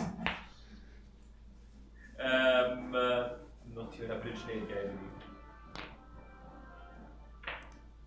Yes, not your average lady. Okay. Wolf. But then they'll She howls and with a snarl she runs into the igloo. 3, 4, 5, 6 towards the archer. Yeah, the nearest one. That one. That's right. She will take attack roll against it. Does not hit. Does not hit with the second attack either. And you see that the wolf is trying to pin down the goblin over there, who is clearly nimble. That's right. Who's next? Jermaine. Can I attack from the other side of the fence? Yes, you can. Okay, so I go here and I attack this goblin. And that was 1 point. That's 12. Doesn't hit. The goblin over there manages to parry your sword attack with its axe. Yeah, that's my turn. Okay, who's next? So, top of the round. Craven. No, I'm gonna move out. I'm not gonna disengage. 1, 2, 3, 4, 5, 6. And then as I'm doing that, I will cast with my last spell slot Ray of Sickness on this Okay. guy. 19 Hits. 4, One goblin. 7, 8. So you sprint off. The goblin, however, manages to nick you for 6 points of damage. As you rush, however, towards, don't be backing up. The goblin coming towards you. Come here, little human. Let me teach you that lesson. You mutter that curse. He stops halfway as he's saying that. And he starts vomiting out black blood. Xi cast jeli sickness. He dies. Għalla kemm għandu ray of sickness. Yeah, Kif kasser ta' xi 5. Who's next? So after Craven, it is يقول 5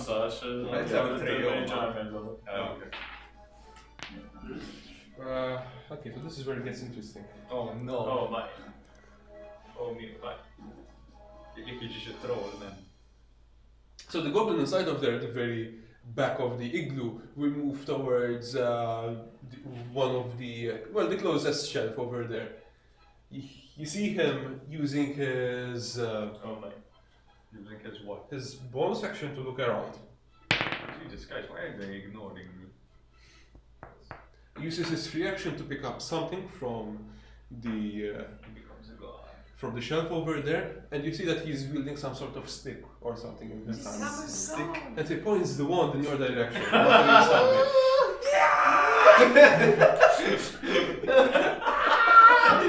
Doesn't have a tune.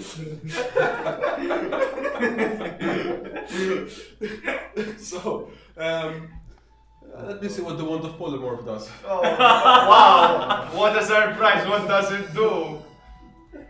You can use it without attunement. Wait, it's a wand of polymorph game. It's a special wand of polymorph, which doesn't need attunement. Okay. Oh my. So I need to make a Wild polymorph. a spell save DC of sorts. I'm just checking which sort of saving throw this will be.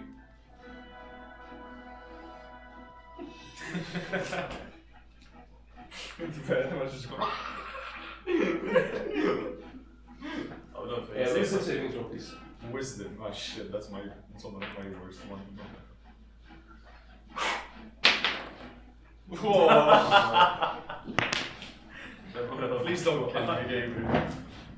Oh no. We thought my character roll. We have 2 dwarves in the party. I give Bargilla.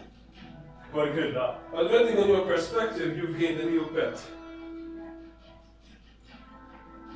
As you would polymorph into a dog. The wand, which is accidentally defective, will also affect the goblin. Effective. Becomes As he also turns into a dog. Wait, Shahat, no, that's not the dog.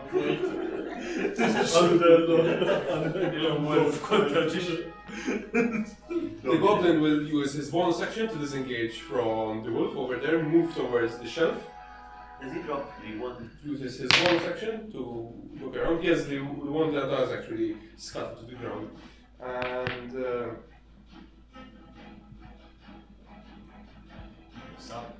he picks up a glass-looking potion.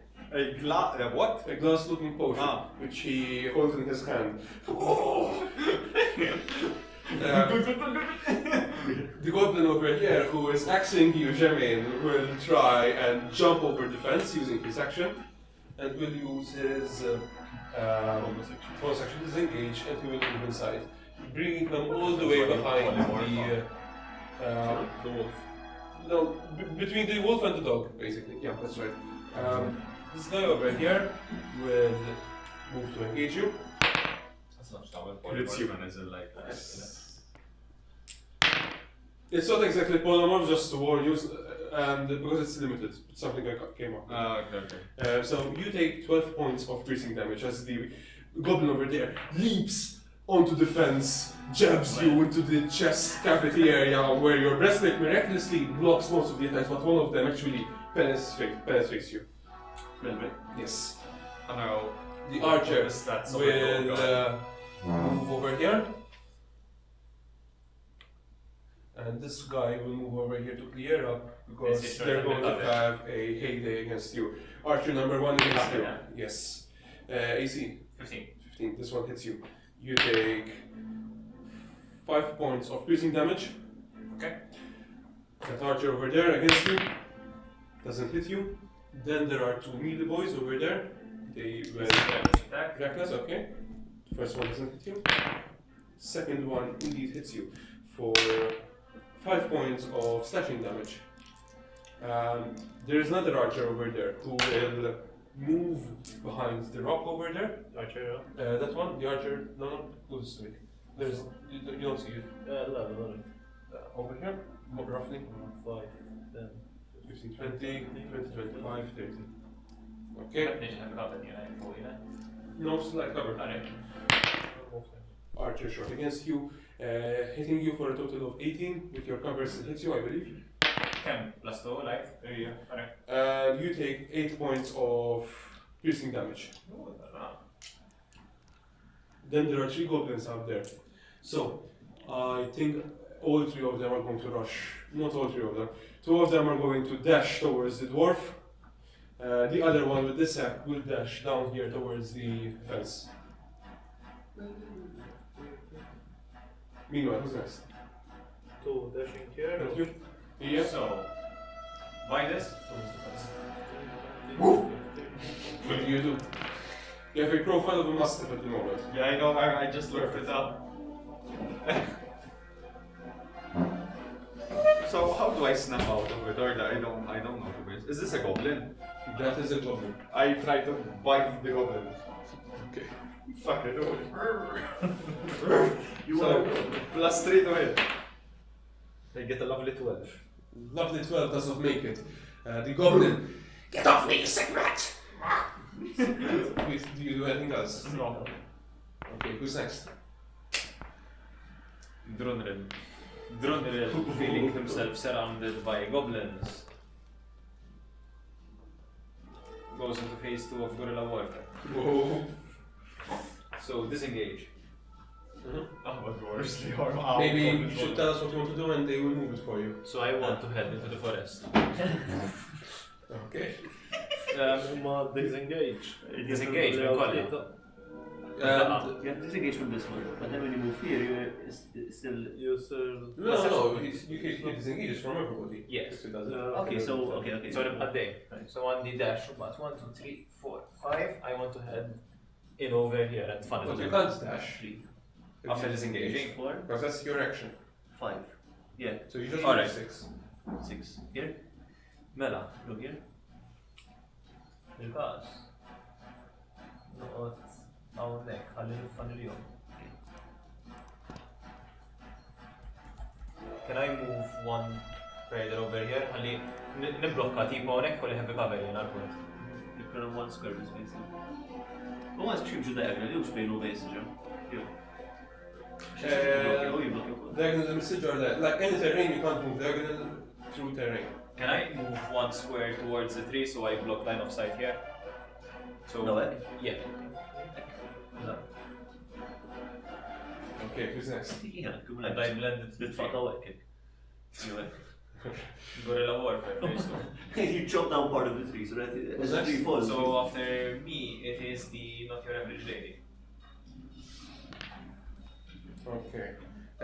In wolf form, can you do it cast spells? No.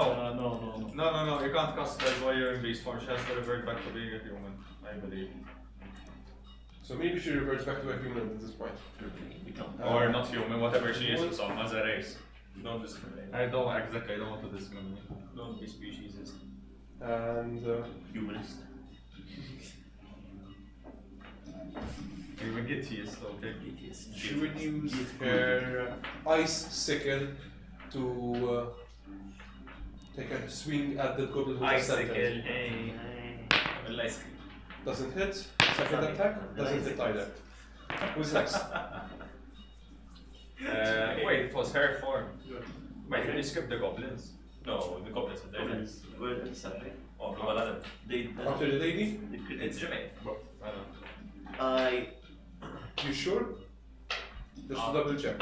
So, the order is Craven, the goblins, Vides, Drundril, Yeah, sorry, Hawatian. not your average lady, and Jermaine. So I attack the goblin in front of me. I do not attack the goblin in front of me. The goblin jeers at you as your sword gets smashed in defense. Clearly, this is blocking you from hitting it. I would like to take an action surge, and I'd like to attack the goblin again. You're paying me. That's 12. Using the jeering and mocking goblin's voice as motivation. Swing it back free, but the goblin now sees you for the second time coming across it and he blocks it. Come on, I Yeah, that's 14. My turn. After Jermaine. So after Jermaine, top of the round, Craven. Chill touch. Okay. 11. 11 does not hit. Then move here and drop to the ground. You sprint from the bushes over there and you slide towards the last few steps behind the rock over there. Who's next? Goblins. Okay, so the goblin who is And dog, almost next to you, he will actually. Fuck that, no, leave him. Everybody's going to sprint long as well. Whoops. Guerrilla warfare. Working. 1, 2, 3, 4, 5, 6. Action. So he's actually on this square. Where you are. 1, 2, 3. The gate is open, right? So it doesn't. Oh, in the room. Well, good point. She doesn't know that the goblin is stupid. He jumps over an open gate, and as he's jumping over the gate,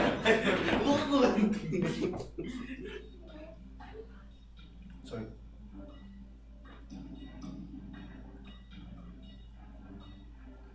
Now 1, 2, 3, 4, 5, 6, 7, 8, 9, 10, 11, 12. Basically, these guys are over here in a beeline.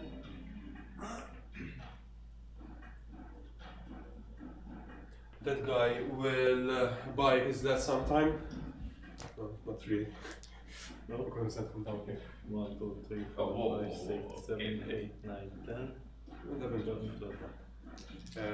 The archer over there, he's going to try and take a shot at Drandril before he also moves into the fence. Have you got it? No, it's just a 3 loop version, but it doesn't hit you. Just a 3. Did you take a look at the 3? Just 6, yeah. That is There's another archer over here who will try and do the same over 5,000 years against old. Drandril. He hits you, Over 5,000 years old. and you take 2 points of piercing damage I take 1. before he moves further in. 1, 2, 3, 4, 5, 6. Archer over there, shot against Drandril. I can't even see the number. You take another 2 points of piercing. I take 1 point of moves in this direction. The guy against you, who is sitting on top of the fence, trying to carve you in your face, doesn't hit you. I'd like to use a maneuver and then riposte. And when he misses, I can attack. Fino ma daw il-goblins li jispa. It's not yet. Natural 20. Nice. So that's Jesus, Wow, 45. dawk u Destiny. show. 3. Unreal. Min pajesi u ħadet jispa. So that's 8 plus 5, and he's dead, right? He's dead. I was about to deal about 20 damage. No, it's not I'm sorry. And That's it. this guy moves. This guy, however, replaces his fallen comrade. And he hits you. Or he will try it. By the way, we forgot to loot the goblins of the other hour. I looted one. Did you find any? No, jest napisane do Oh tyłu. yeah. Dawn il-loot jaw niftakru.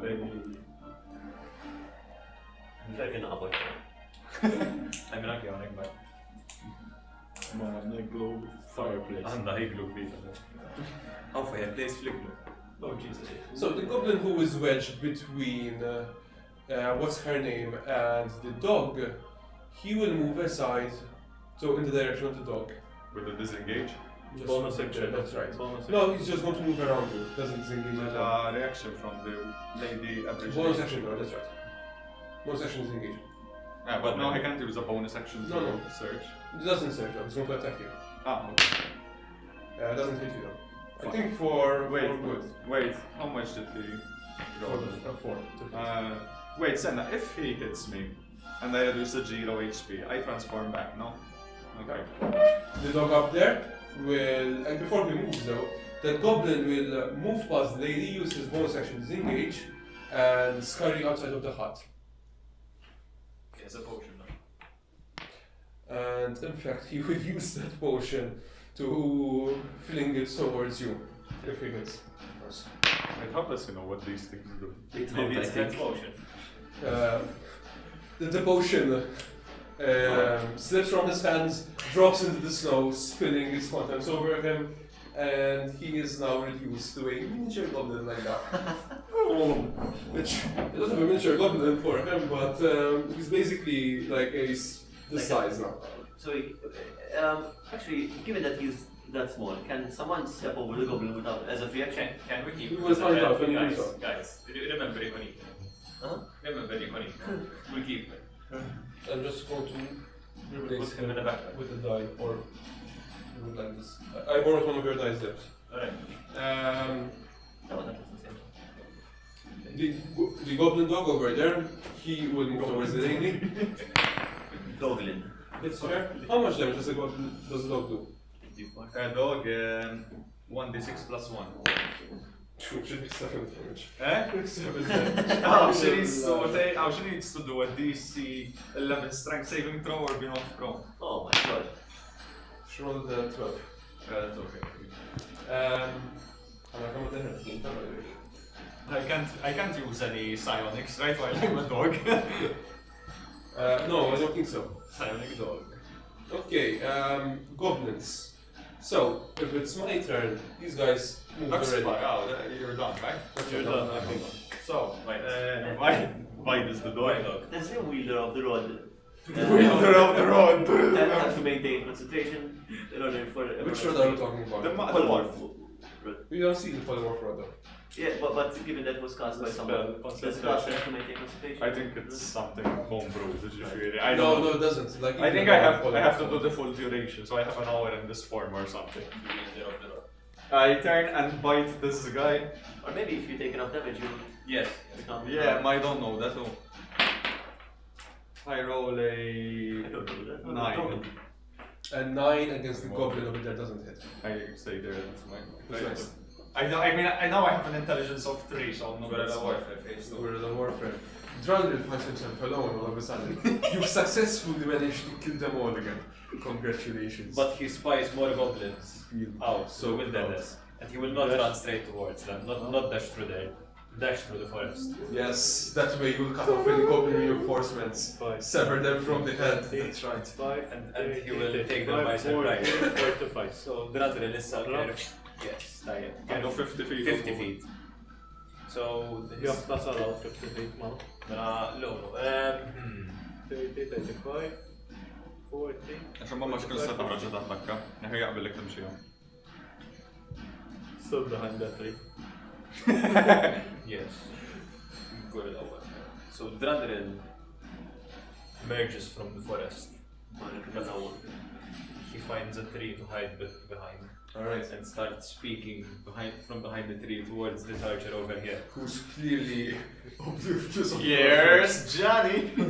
Okay, who's next? Not your average name. Well, for Johnny, yeah. Okay, so she will use her icicle again against the dog. Hits him. Killing the dog.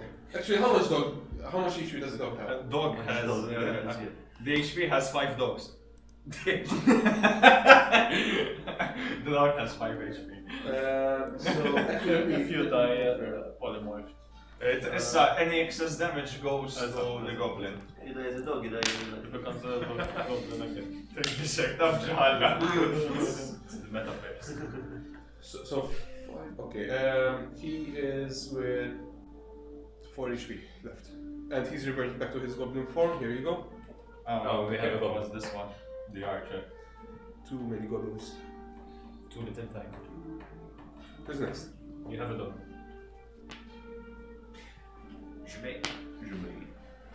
I will attack the global in front of me. Rajaji, you are. Heal. I want to get split. Plus 5, that's 17. Hits. Oh, TV is standby. Stand by. 7 plus 5, that's 12. 12 points of damage. Fuck, You plus kill one. this goblin, and you realize Plus now 2. that you're building a Plus pile 2 of them. strength. Plus 2. Proficiency. Oh, لا مش proficiency. Dueling. Dueling. Okay. عندي proficiency ما تزيديش. Meet. As you lob off that goblin in front of you, and you turn around, you realize there's a whole yard of them. Where the fuck did they come from? What the fuck? Oh shit, the gate. The just also for some reason a midget goblin running in the middle of them. What the fuck? Okay, so I do a double take at the midget goblin. And perhaps I can, while running towards the igloo, I can punt the goblin on the way there. You should, yeah. Does that count as an action or as a free action? What I is mean, it? technically, kicking a rock whilst moving, that is part of your move. Right? It's one of the actions like listed, so I would assume trying to kick a fucking miniature. It's still an action to hit him. Can I, while walking, walk over him? No, because he's like not going to stand in your way either. He's going to move. Okay, he's about. going to move. Okay, of course. But you've attacked, so you use your action. So what do you do? I just need to move. I mean, you can use your action surge. Actually, I know what I'm going to do. I'm going to move to the entrance. So without disengaging. I was. There's a goblin right next to you here. Alright, He's a ranged goblin. Yeah, I'm going to move without disengaging. So it's 1, 2, 3, 4.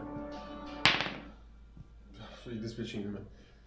I rolled double 16 with disadvantage because it's a ranged weapon. It's fine, it's fine. And he rolled max on his weapon roll again, so he take 8 points of piercing. The second goblin who is reduced.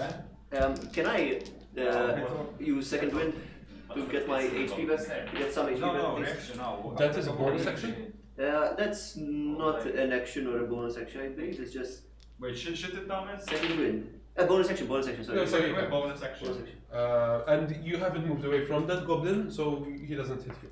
Okay. Yet. Yeah, so that's 1d10 plus. That's 5 11 now. 1d10 plus 3. Plus your proficiency. Plus your level, sorry. Oh, I get 10 points back. And he did 8 damage. He did 8 damage, yes. So I get 2 points back. So defense gives Who's cover. next? Okay. Defense gives cover. So It gives I life, stand yes. up, cast chill touch on this range guy, and go back down. Okay. I'll move here. Sure.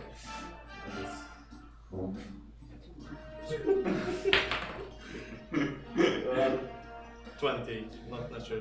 Ducking behind those rocks, you just stand up, utter the curse, and duck back down immediately. But you do know that the spell has found purchase because you hear them screech out in pain. This one? The one they are both. Spell snipers. Okay. Thank God there's not a thing in this campaign. Yeah? Yeah. Who's next? Goblin. Yes, actually I'm Figure figuring based spell sniper. Goblin's turn? Yeah. Okay, Goblin's turn. You have strategically moved in a very awkward position there. So, the guy who's next to the dog will take bonus action disengage. He will move towards the Which one? shelf with the axe. This one? Yeah. Bonus action disengage. He will use his action to look around for something in there. Doesn't find anything, thankfully. So he'll just move further up. All the way, yeah, that's enough. The goblin in the middle, bonus action disengage. He will move towards the pile of books at the very end. No, Okay. stacked near the bed. Sounds like an name of a series. The Goblin. Doesn't find anything either. 2.5 Just goblins. stays there. So the How I archer met your Goblin. will take a shot against you, Drunner. Okay. Doesn't hit you, and he will move. Move. You cannot move. Move. Like that. Also, there is no. The goblin who is reduced and next to you will take a bonus action to disengage. Okay. He will move over here. You ran away. You were here, right? That's it. Shot against you, AC. 18. Hits you.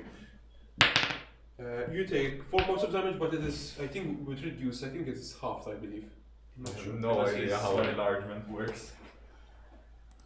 But twice you take 4, let me look. Or diminution, to be honest. Does it count with ranged weapons? Is he shooting a crossbow or a... It's shooting small balls. smaller bolts, yeah. Two Okay. hits. He's shooting toothpicks at your armor. It went through the eyeball. It's 1/4 the damage. It The scares. target's attacks with them being 1d4 less.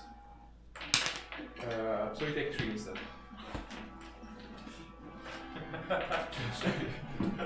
Fucking many goblins.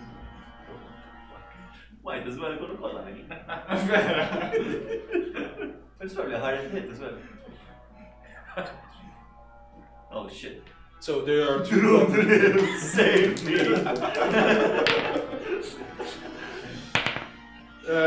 one of them hits Okay. for 7 points of slashing. So these 2 archers here. This one didn't fire. So 2 of them will take a shot against you. On the enemies. You have light. Light cover. And it saves you though. It saves you. I believe you. This guy will join the fray. Meanwhile, I'm thinking, where the hell is Virus? Who's next? So after. You know what? Actually, no, I take it Virus. back. Since he saw you popping up, he will actually dash down here. 1, 2, 3, 4, 5, 6, 7, 8, At the horse bike. 9. That's it. Who's next? Virus. Right, this doggy. What do you do? I'm further back, ma nafx jekk tittenx. I go towards this dwarf. This goblin. Oh. I'm gonna attempt to bite it again. 11. Doesn't hit. You find that attacking with a maw instead of a weapon is much more harder than you had originally anticipated. I don't like being a dog. Who's next? Don't be. Guerrilla warfare.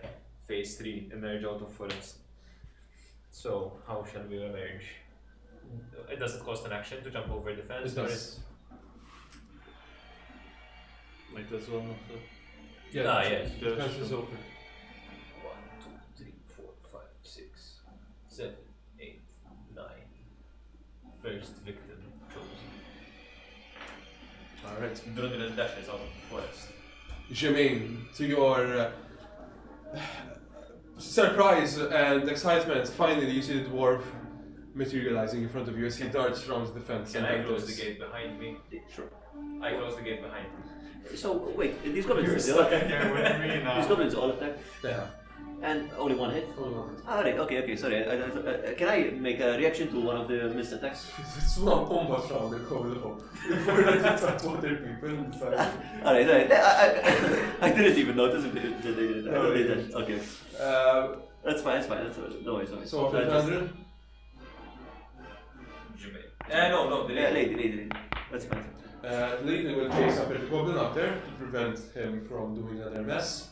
Can you move her, please? I should go. Ice sickle, no, doesn't kill them. Who's next? Jermaine. Okay. So the goblins are next. Right. I will attack this goblin. You're well, they'll say. Kill him so we get through! That's 14. Sorry, 13. Yeah, 13. 13 doesn't hit. 13 doesn't hit. Okay. And I just I try to head inside. Okay. Without disengaging. Without disengaging. 1, 2, 3, 4, 5, 6. So you take 5 points of slashing from one of them. And the others miss. The others missed. Okay, so I would like to use a riposte on Okay. one of the others that missed. That's another 13. Mrs. Rick. Repose so attacks them. Yeah. Okay, Wait. attacks them, yes. Wait, repose, don't you add your superiority die to To the damage. add to the damage of the attack? Riposte? No. As of, if you hit, you add the superiority die to the attack damage roll. Okay. Who's next? So after Jermaine, top of the round, Crave. Yeah. Wait, I took 5 points of damage. You did, yes. Then I'm unconscious. Ooh, then you don't move at all. I'm blocking the entrance, right? Well, you're prone, not So they have to. blocking the entrance though. He is blocking the entrance to the mini goblin. Yes, that's right. They have difficult terrain, right? To walk over. Yes. Mala. Attempt to hit him with my quarters. Ma tarax. Shield them down. Ma tarax, issa follow medicine checks komplet. Really fucking just 13. 13 does not hit. The goblin. You killed my friend! I'll kill you instead! Probably will.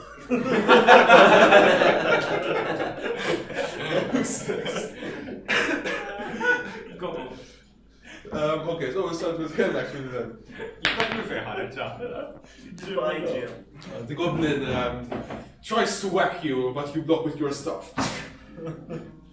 These three will trample over you and barge into the igloo. I start barking, woof, woof, woof, trying to alert the lady to the impending goblin attack. They're actually going to dash.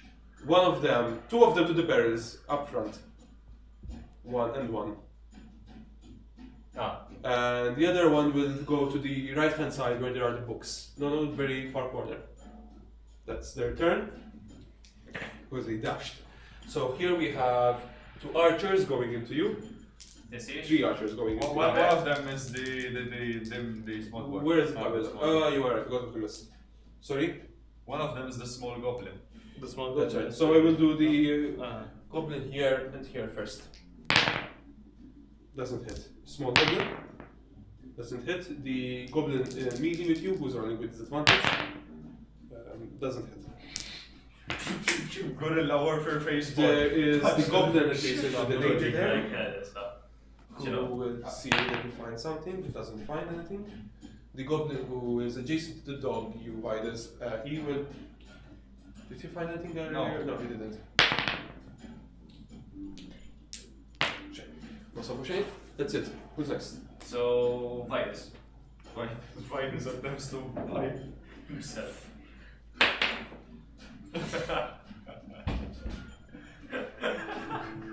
Polymorph is Vitus's ultimate weakness. Wait, I'm trying to fucking move, man. Vitus just leaves, man. Starts walking.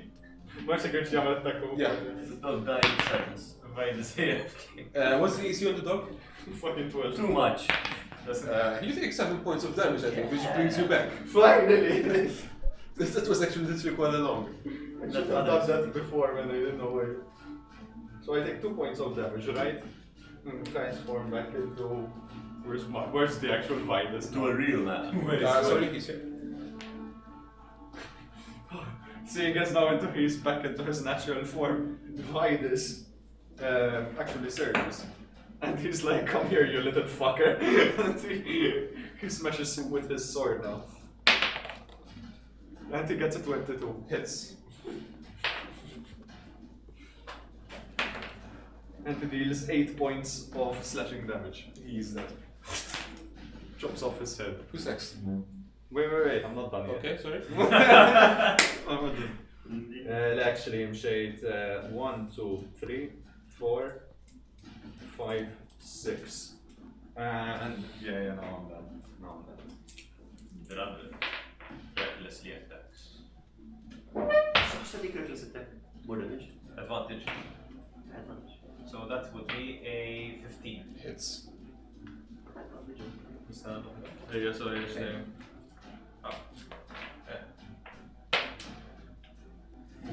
So that is Wait, an 8 8. damage. 8 damage. You kill the goblin as you recklessly punch him to death. Punch him to death. I turn slowly towards the next one. Oh Diagonal line. Lena horizontal insomma. no! Alright. And I move. And I put my axe in preparation for the next kill. That is my turn. After Drunner, After Drunner, it is the not your average lady. not your average lady. Maybe she'll do something. Yes, she does. Finally. So, the goblin over there is dead, killing him. And she moves past Vidas all the way down towards the other one, yeah. Attack roll. But she does not hit that guy. Okay, who's next? Jermaine. Go. Oh my. Here we go. Nice. 19. Hey! Upset half is dead now. Holy shit. Who's next? So, for the makeup of the round, Children. Fits. Alright. You are struggling clearly over there.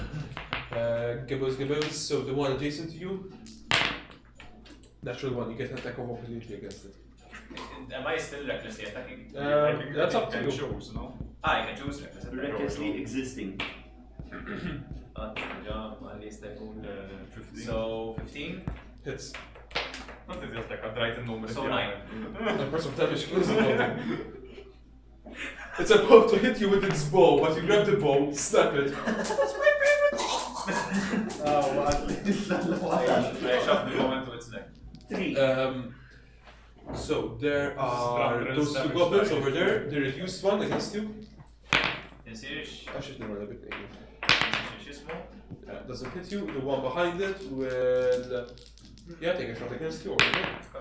Doesn't hit you either. The goblins inside. One will attempt to pilfer the books over there. Interesting. Finds a wand of fireball now. Burns all the dwarves. So the goblin over there finds a piece of parchment, unrolls it. and he immediately disappears. Apparently, along with everybody inside of there. So, hang on though, before you do that. Where to, man? I need to replace the lady with Randall. Wait, what? Oh shit. The goblin now adjacent to Drunril with Jamin. Okay. Oh, we switch places. The goblin. Let's address it. Okay, man, me and Tamar should play no fucking fire, you're so hard, you're so hell. So the archer outside with He would be prone, right? the goblin. So this guy, the reduced one, with the goblin in front of Vitus. This one, yep. I think it was a little bit funny, but. And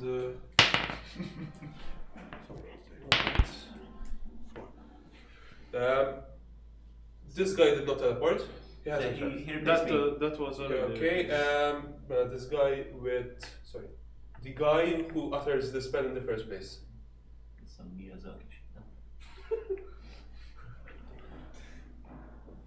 Fucking dogs. And I say that. You're right. We are not on this. Places with me. Spaces with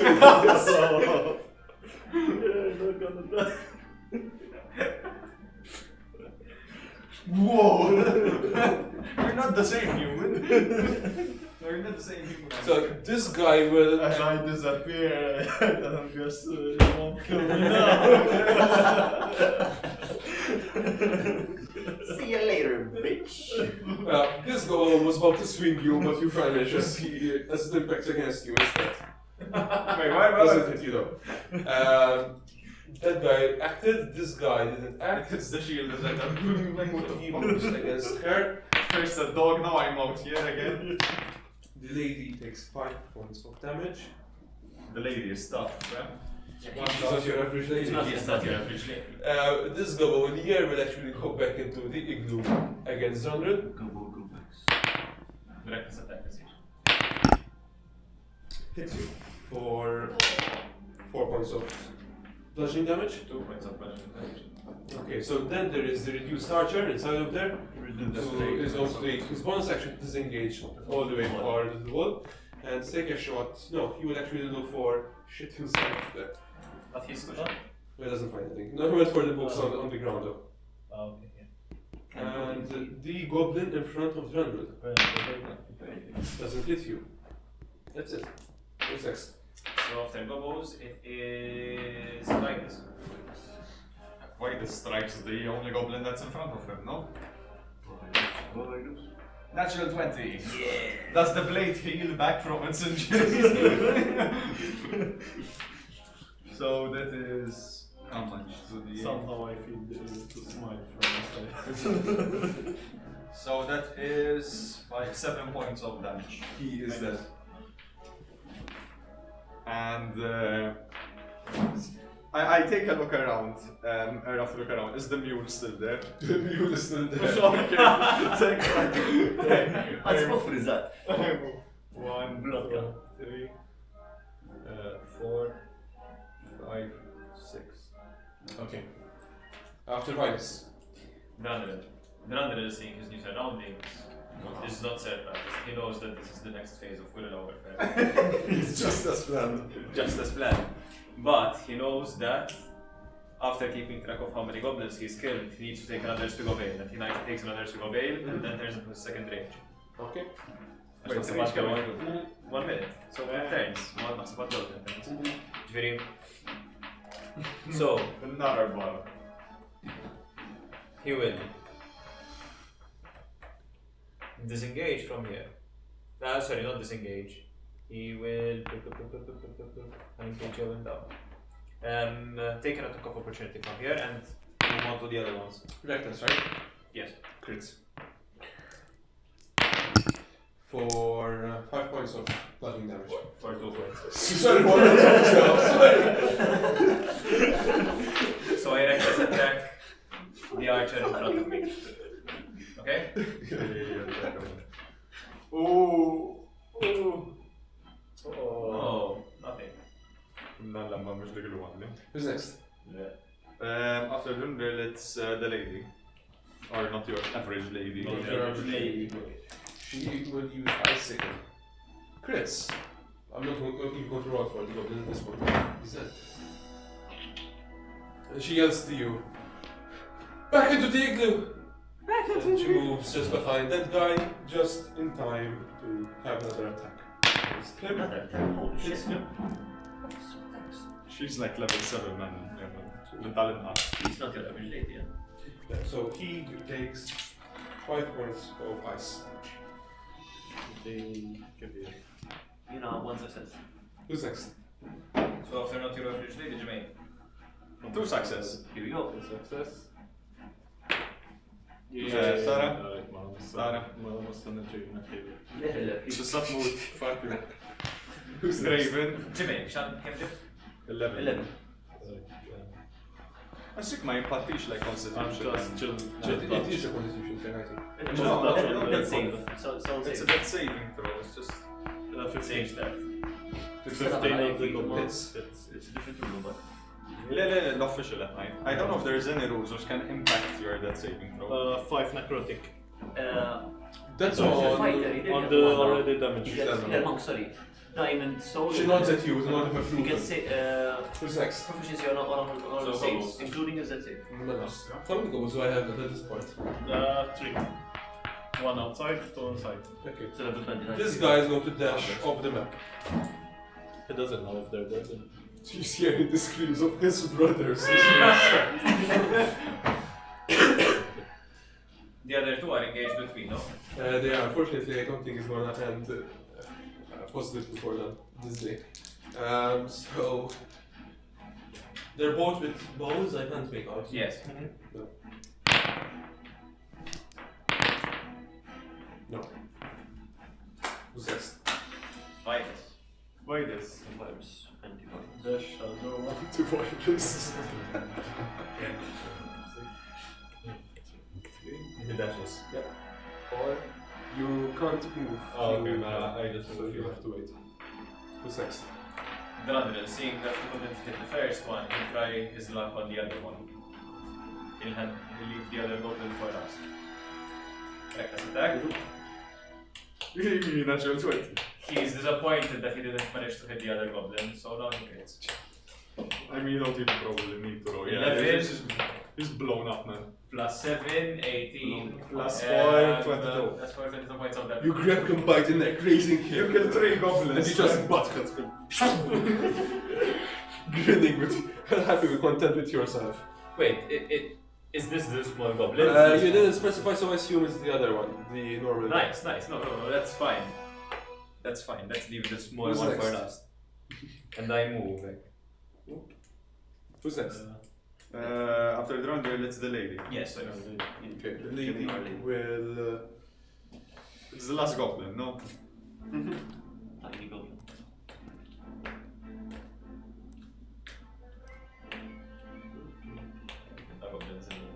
ħafna. Kemm għandhom XP il-wieħed? Dawn inqas issa jiġu. Xi 25 XP naħseb. Ma still anke jekk nofs l-XP tal-oħrajn. Jew XP naħseb għana. Skoprina ARC. Yeah, that's right. Goblins għandhom 50 XP. And how many did we get? How many did we get? More than 10 for sure. Imma tinsiex l-XP tagħhom jinqasam bejnietna Le, għawel. Għalek qed nara tipo kemm ħajkonna. Le, qed xi 15 ġgu. Ħadra għajk xan falli daw s-sirsi ġin. Ġejn xi erba' medicine checks. Din m'għandix probably xi cure wounds jew xi ħaġa. Jew lesser restoration. Raised dead. Jew xi potion għal ġew. Potions. Potions. I require the strongest potions. Not strong enough for my potions, bitch. I'm heading into battle. They require the strongest potions. Oh, but you're not strong enough. You're not strong. The thing is, you can't do anything because you blocked the entranceway, so he's going to try and take a medicine check on you. Jimmy. You're stabilized. I'm stabilized. Can you move her adjacent to you? And who is next? Jermaine. Oh, Jermaine. I'm You're just unconscious? unconscious. Jermaine is drooling. Of the round table. Should touch on the last one.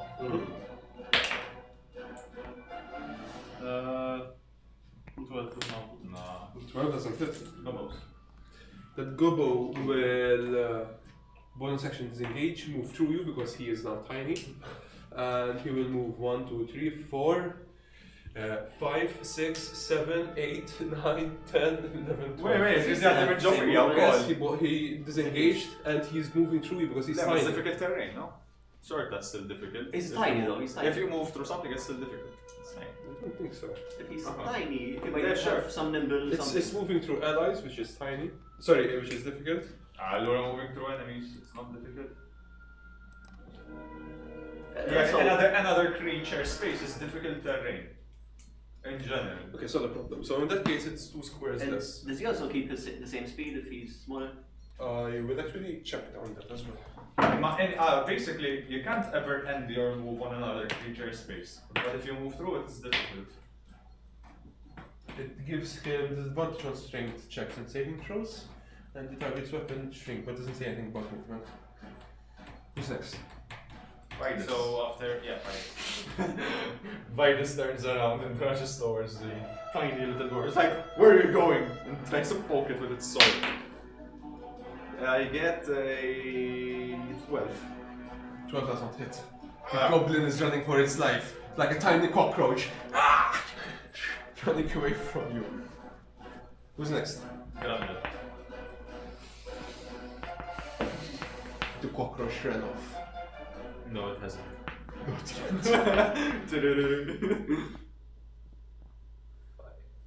Right? Yes. You see Vidus slamming something in the snow. He unsheaths his javelin and throws. Oh boy. Reckless attack. Uh, So on the it's a cover, right? it is What heavy type of cover. reckless attack?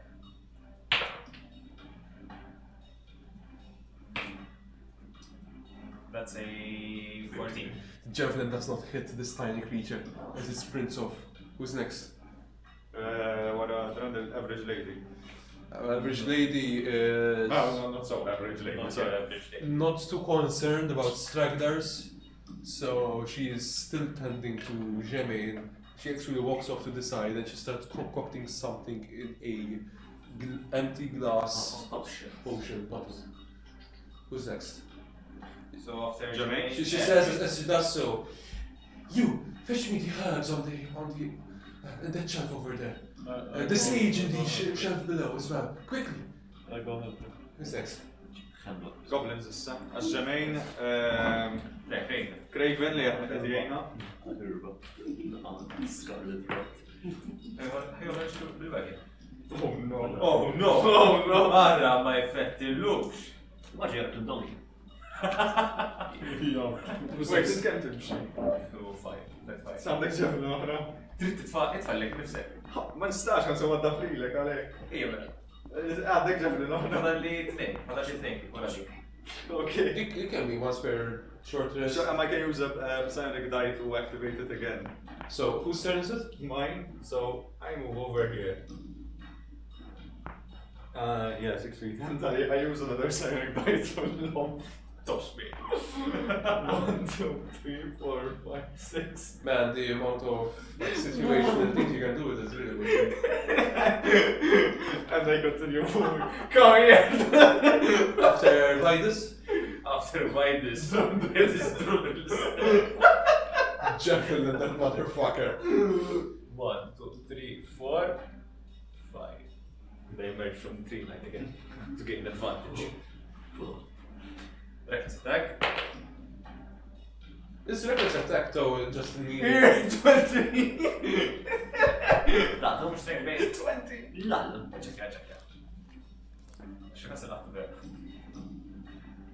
D&D reckless attack. Kif iċċeku x'mini bis?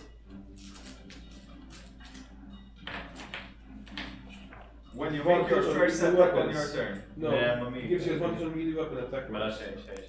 Le, waħda mela xejn. Kif level waħda? She's 10 naħseb. 6 plus 4, 10. 6. After Adrenaline?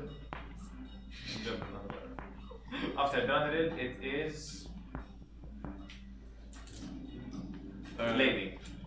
Lady continues with what she's doing. Next. After Lady, Jermaine. Jermaine. I'm unconscious. Next. After Jermaine, Craven. Okay. I continue. Goblin. Goblin runs off. A straggler manages to break off from this attack, reporting back. And that is where we end tonight's session of D&D. I'm going to loot all the dead goblins. Next time.